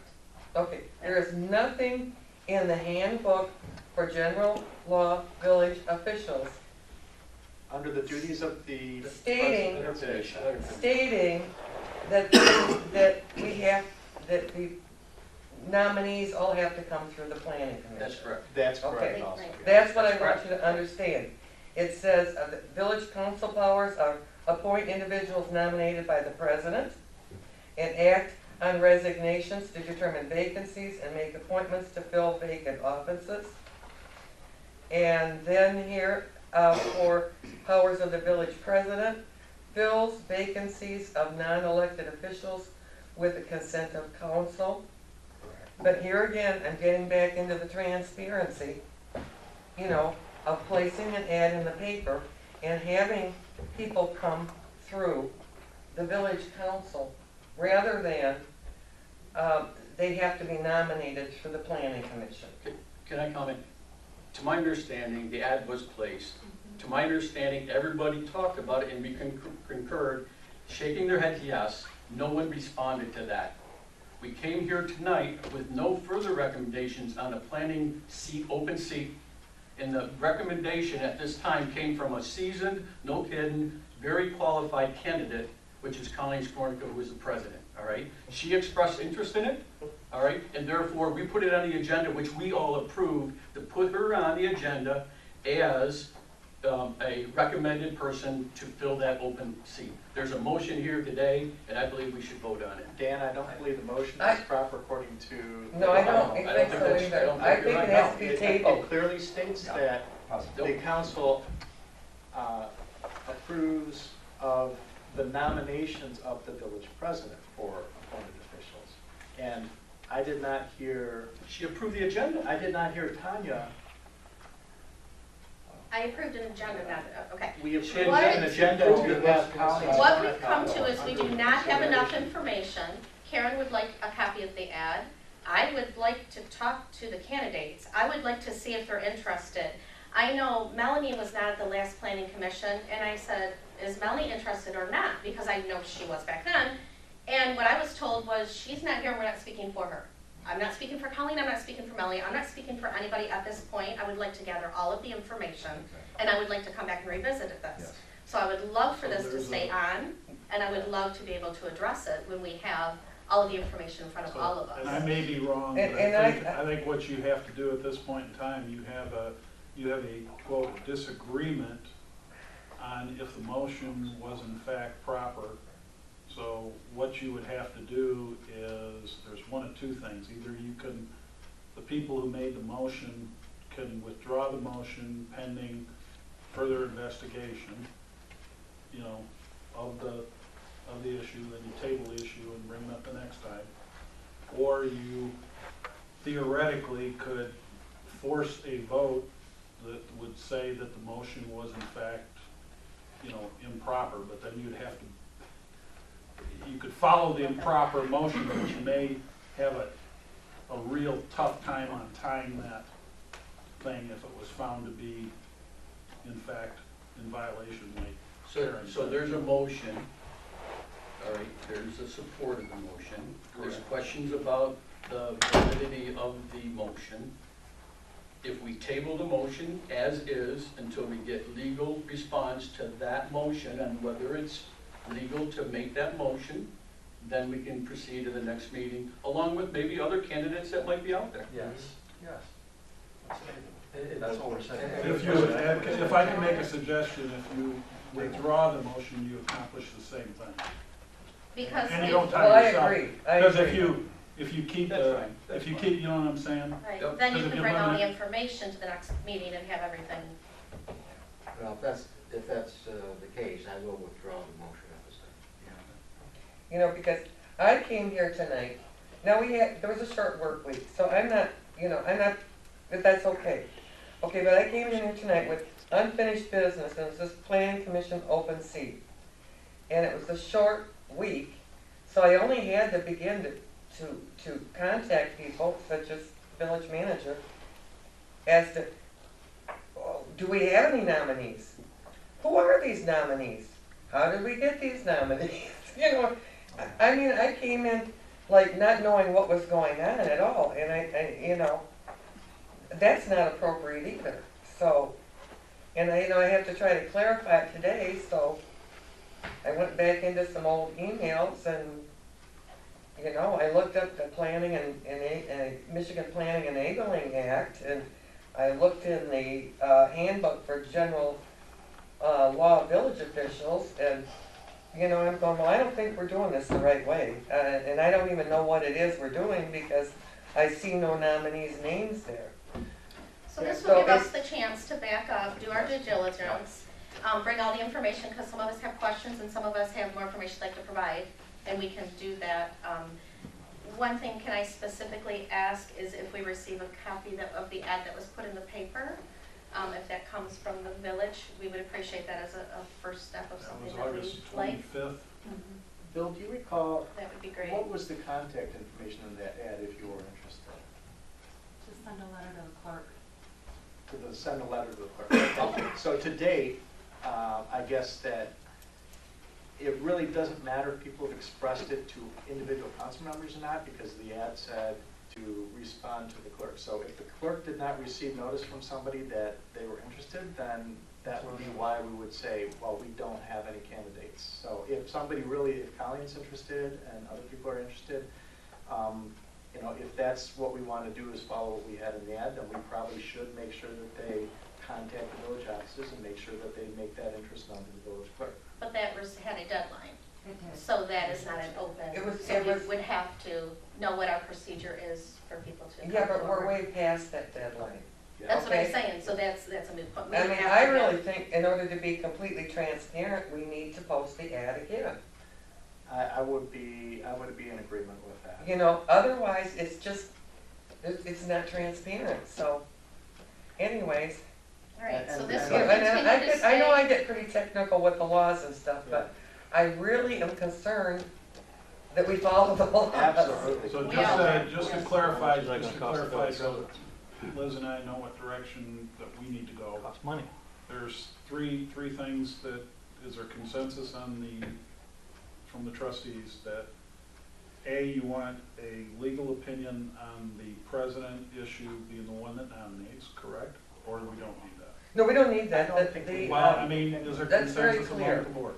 Well, I think it's very clear if you read the. I was going to say, the I law. think if it's time to research would be different. And Tanya just Again, had, I'm trying to get direction, so do I need a legal opinion on, it's the president's job to nominate, the board's job to approve, so any nomination of the planning commission has to be, so you know, you've communicated with our attorneys in the past.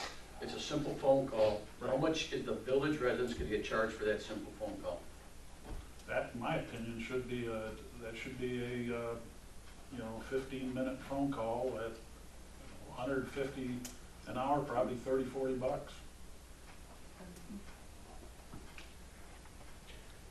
And typically what I do when I ask for an opinion is I forward the stuff to him versus having him research, here, look through.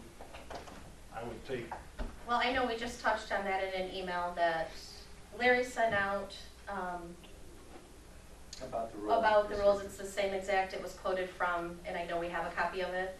I think we can, I'll look to what it is and find it. I mean, if somebody, I can grab it, just not right in front of me, and say, hey, this is it, look it up. And we all have the books and we all have, access to the internet, we when can we have find it.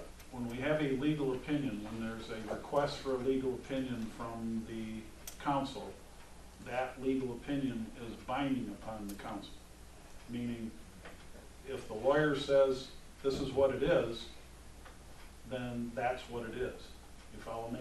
It's not one of those, Can't situations where decide against it.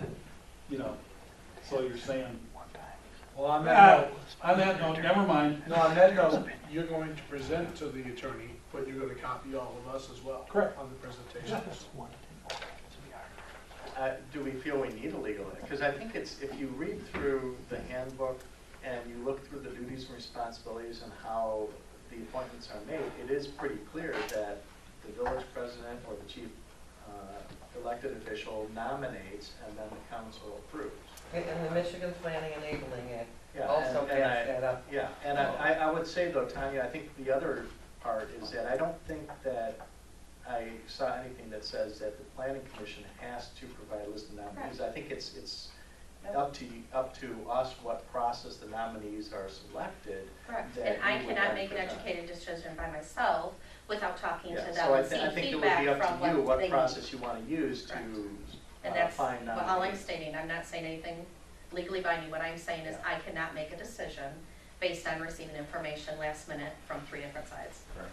It needs to be made I agree. thoughtfully I for all think of us. especially with the fact that we are full-blown in the master plan, I think it would be important that we do make sure we take good consideration on who we put in that position.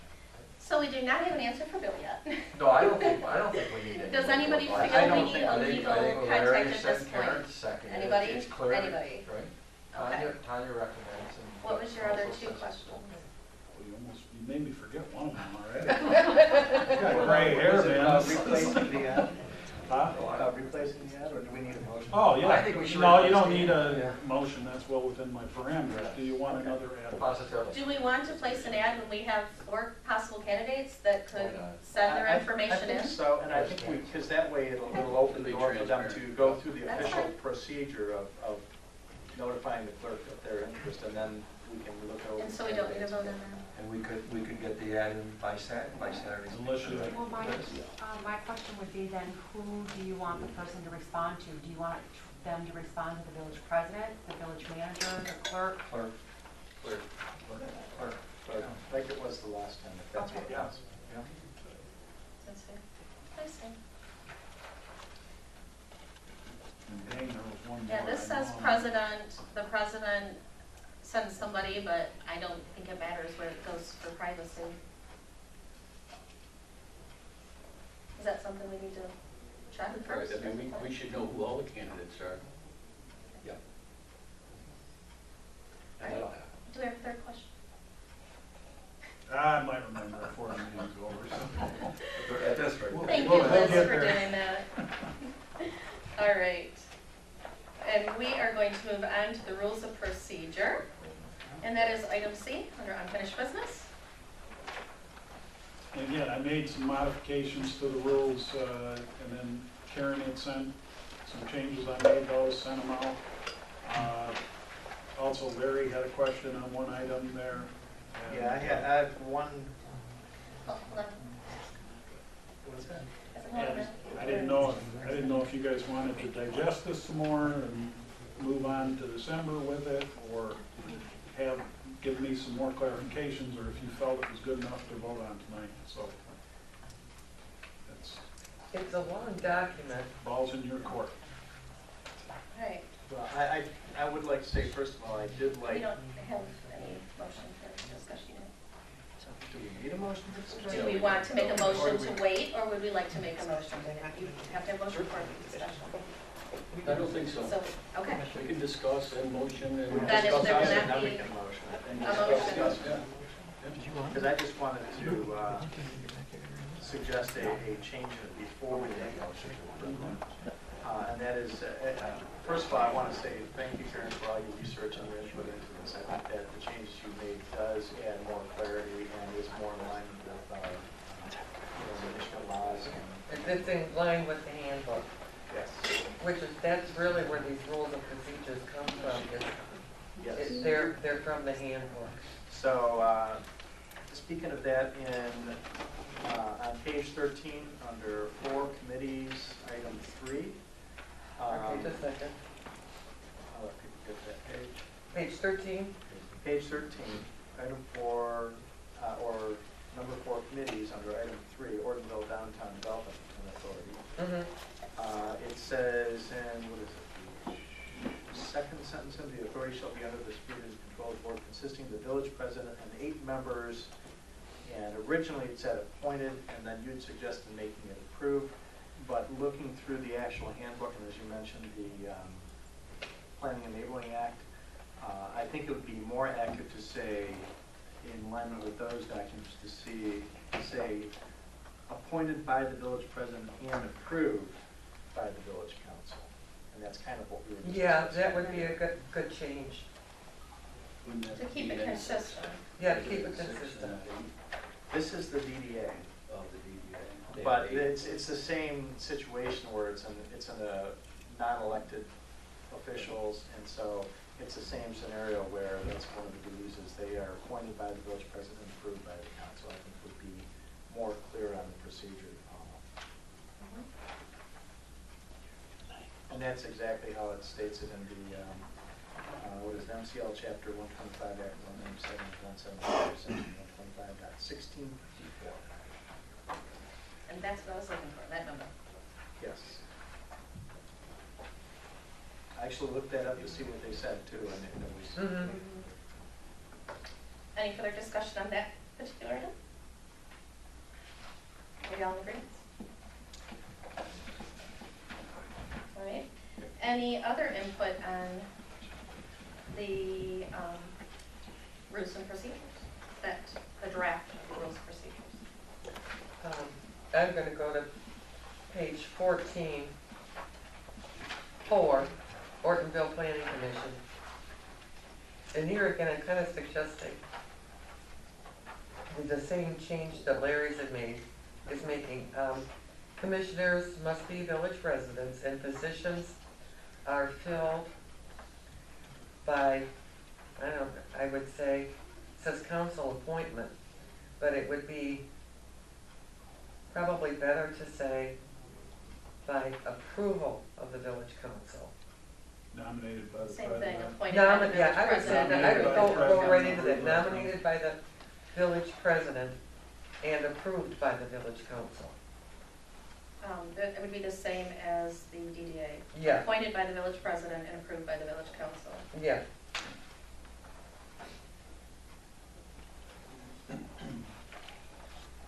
Any questions on that particular item, change?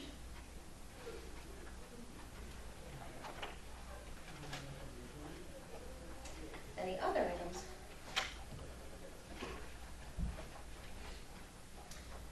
I had a comment also on item 4 that we were on just now. I know the suggested change from Karen, within the yellow there, the highlighting. I think we're pigeonholing ourselves by focusing on the master plan, not focusing on what the planning commission does. They say land use and development, master plan, you know, capital improvement. There's multiple things, and their concentration of the changes became on the master plan, which is, you know, 1 of 5 years, not everything we do every day. They do every day, not we. So I don't think that it's necessary unless we went back and put that into personnel, recreation, IT. We would have to do all of those things as well, as to how they, you know, became part of that, where they're elected and things like that. And I don't think either we have to be consistent and take it out of the one or add it in all of them, and to simplify that in each of the areas, one of the two. Well, let me look at some old ones here, because it hadn't gotten, over a period of time, it started getting more and more and more specific. It was general to begin with. And I believe that the Michigan State Legislature also made changes to the Planning Enabling Act in 2018 this year. So, I mean, I think that's where some of this new wording has come in, is because they are becoming a little bit more detailed definition of the duties and responsibilities of the planning commission. But this is simply the purpose and the scope, not the procedures of each committee. So that is not the place for the procedures, it's the place for just a quick synopsis of what this committee does. So all of our other committees are 2 sentences, and this is, you know, become this big long. So we have to do one of the other. We have to list all of our procedures, or, you know, reduce it back to, it's just simply the purpose and scope. One of the two. When we were in the draft version in July 26th, it was more generic, and what we had said was purpose and scope of the Ortonville Planning Commission. The Ortonville Planning Commission is a board whose primary concern is with land use in the village of Ortonville. Positions are filled by council appointment. We probably want to tweak that. Commissioners review site plans, make recommendations to council on zoning requests, special uses, zoning map, and in certain cases, ordinance text amendments. Commissioners must be village residents. So, I mean, that's looking at the broader, that one was this is July 26th. It's looking at the broader aspect of what the Ortonville Planning Commission does. And somehow, over the months now, it's gotten real specific, and it focuses on the master plan. So, which is important. Which, yeah, I do think just that's like important. I said, either they all need to be expanded, or this needs to go back to a simple purpose and scope as the others. Keep in mind, the purpose of this is just kind of to give like a generic description of what these other committees are, because like Karen has pointed out, this rules and procedures for how you guys operate, what you're doing here is what this covers. And the Michigan Enabling Act will control how the planning commission operates. So That's true. What we say in here, you know, I don't have a problem with what you put here, other than, yeah, I do think the nominated by the president thing changed. It's not gonna hurt you either way. It's still a true statement, it's just Yeah. how Right. detailed you want to get it. Yeah, And and you it's want to just- put everything in there, or? And that's what I'm you know, saying, but then I it's think we not need to like put it's- everything in it because you're not encompassing the others as well. We're missing, you know, or these are all consistent, that one is. I just think the procedures versus the purpose and scope, this should be elsewhere, you know, with procedures. Well, I think we should But that was a probably simple thought. table this for this meeting and do some more tweaking on it for the December meeting. Okay. Because I don't think that we're gonna come up with something, you know, I mean, we could probably be here till about midnight, and maybe then we might come up with something that, you know, we're rewriting and, you know, it's, I think we're just past that right now. We just need to I think what we could do is if we just keep it generic, but maybe just reference that they perform these duties in accordance with, and then list the actual MCL or whatever for the Michigan Planning Enabling Act. And then just refer to that in Planning Enabling Act right here in the description. Yeah, That way it's a stepping off point if somebody wants to see more Well, then we would need to detail, go they back can and do jump that in up the and do DDA, you know, like we have in the DDA, The just to DDA be has sure that in everything's, there. right, just to be sure everything's consistent. But that's what I would do, is I would try to add that So if I may, MCL number in if there. maybe Karen and Larry could get with me before the next meeting, and Right, send out we can a- kinda gin something up and send it out to everybody, or drop it off, so. maybe we could even just come down and have an informal meeting, you know, Yeah. you know. Is there? I don't want to anything get else? paid. I don't want to get paid either, but I mean, I do. I'll take it. yeah, you can get paid. Did we But I have don't wanna anything get else paid, on but I any mean, others? if you wanna have a meeting and we, you know, we come down there and hash this thing out, I mean, it's only one paragraph. Yeah. Any other areas at all? Are we good? Okay, so we will continue on with this for December. We're almost there. All right. So item number 14, we have our village manager's report. Any questions?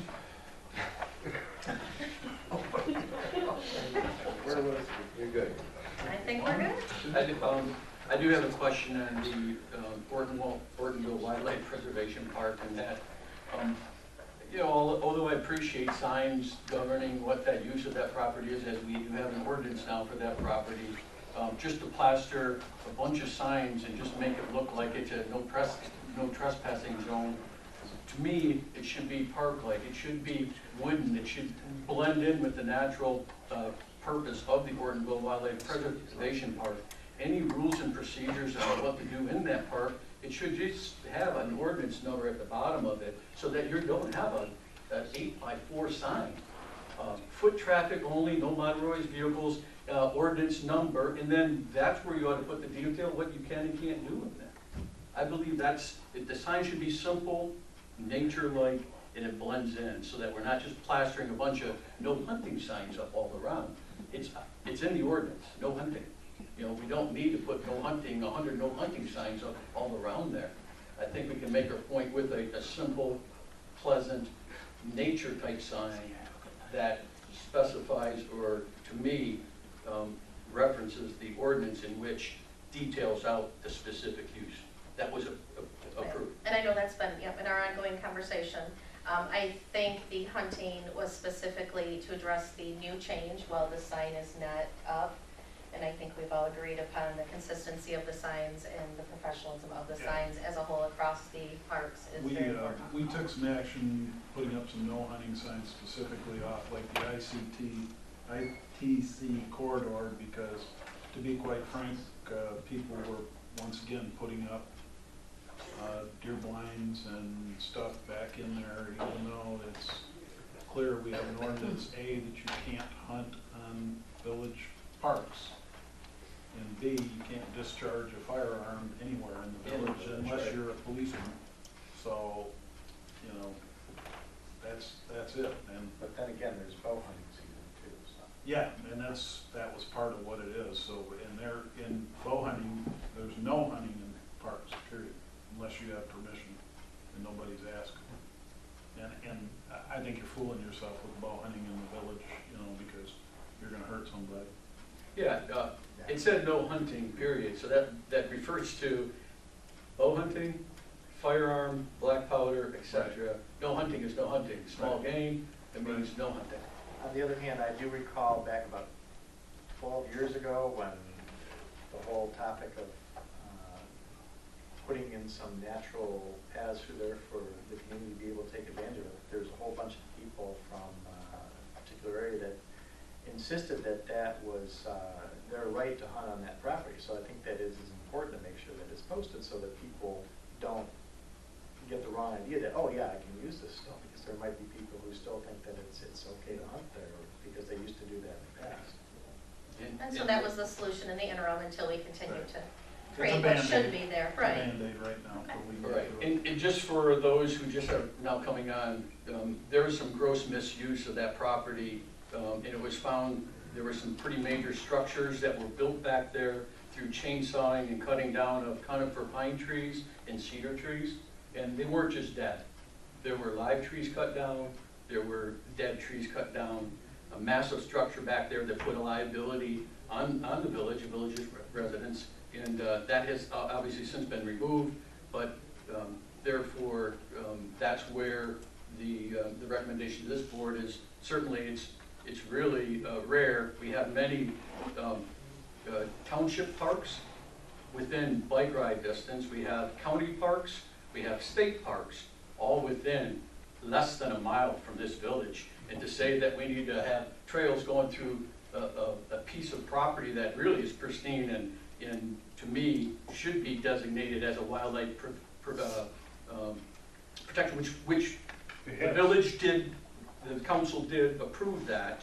But foot traffic, yes, go back there, hike around. But to just take a dozer in there and start putting in trails all over the place, that doesn't do that piece of property any good, and it does obviously increase the liability to the village. I don't believe there was ever any intention to put like a dozer through there and put an 8-foot wide paved trail. I think it was always, the concept was always natural pathways that were walking pathways that would be very natural, blended right in. And they're there now. They're there. If you haven't been back there, they're there now. And they're gonna wanna know what, and it's exactly the way it's intended then. All right, so are there any other questions on the village manager's report at all? All right. Then we are ready to move on to item number 15, and that would be public comments for non-agenda items. Is there anybody who has anything to share with us? Looking over your agenda, I didn't see anything having to do with the Christmas Eve luminaries. We're not even a month away, we're 3.5 weeks away. The logistics of this, has anything been done, anything happening? Yep. Is it going to happen, is Yep. it going to be in the paper, Yep. et cetera, et cetera? Yep. Yes. Okay. Never you fear. I mean, the logistics, the people that handle the I have one trailer lined up. trailers and everything, all that. Okay, cool. Thank you. Anybody else? Have anything else they'd like to share? Question? Comment? All right. And item number 16 is our trustees. Thoughts, ideas, comments? Let's start here. Anything? No, I gave my report, you know, on my subcommittees, and that's all. What? No? I'm gone through. All right. Well, I'm I'm being not nudged shy. over here to make an motion to adjourn. I'm about ready to get beat up over here. I would like to mention that November's been great for us. I'm thankful for everybody who voted in the midterm elections. We had a record number of absentee ballots in the community, and that's really exciting. I'm thankful for the vets who served our country and those that are still serving today. I'm thankful for our hardworking DPW this winter week we've had so far. And our Christmas in the Village plug that it's this Saturday, so bring your family and friends to check it out. Okay. Anything? I'm good. Okay, I have a couple points here. First of all, I did distribute this to everybody prior to the meeting. I received this from Michigan Association of Planning Legislative Alert. It's about a bill that's going to prohibit local government from adopting and enforcing tree and vegetation removal ordinances. And if this passes, then it's basically going to block local communities from being able to do do any enforcement of that type of thing. And I don't know exactly how far that would go in terms of noxious weed ordinances or, like in here in Brandon Township, we have programs for Phragmites removal and such. So, I mean, I don't know how much that would impact some of those programs. But I think that it would be important for us to review this information. And I think that as a community where this definitely could have an impact, I think that we should probably consider in our December meeting taking some kind of action to express our opposition to this particular legislation. The biggest impact of that legislation is that, especially in commercial enterprises, right now we have the ability through our planning and site plan review to require people, like say if they're going to put in an example, we recently went through with the car dealership when they wanted to make a change. We were allowed to dictate to them that, hey, you had to put a little green belt and some bushes in and stuff to try to hide your stuff. If this goes through, as I understand it, if a commercial enterprise comes in and wanted to basically, you know, they bought the property and they wanted to take every tree off of it, we would have no say whatsoever anymore. You couldn't establish green belts. You couldn't put in any legislation that they had to have X amount of trees that they cut down them and stuff. And it really doesn't address residential. It's more of a commercial play to allow a property owner just to basically barren strip mine their property of all green vegetation and pave paradise and put up a parking lot, basically.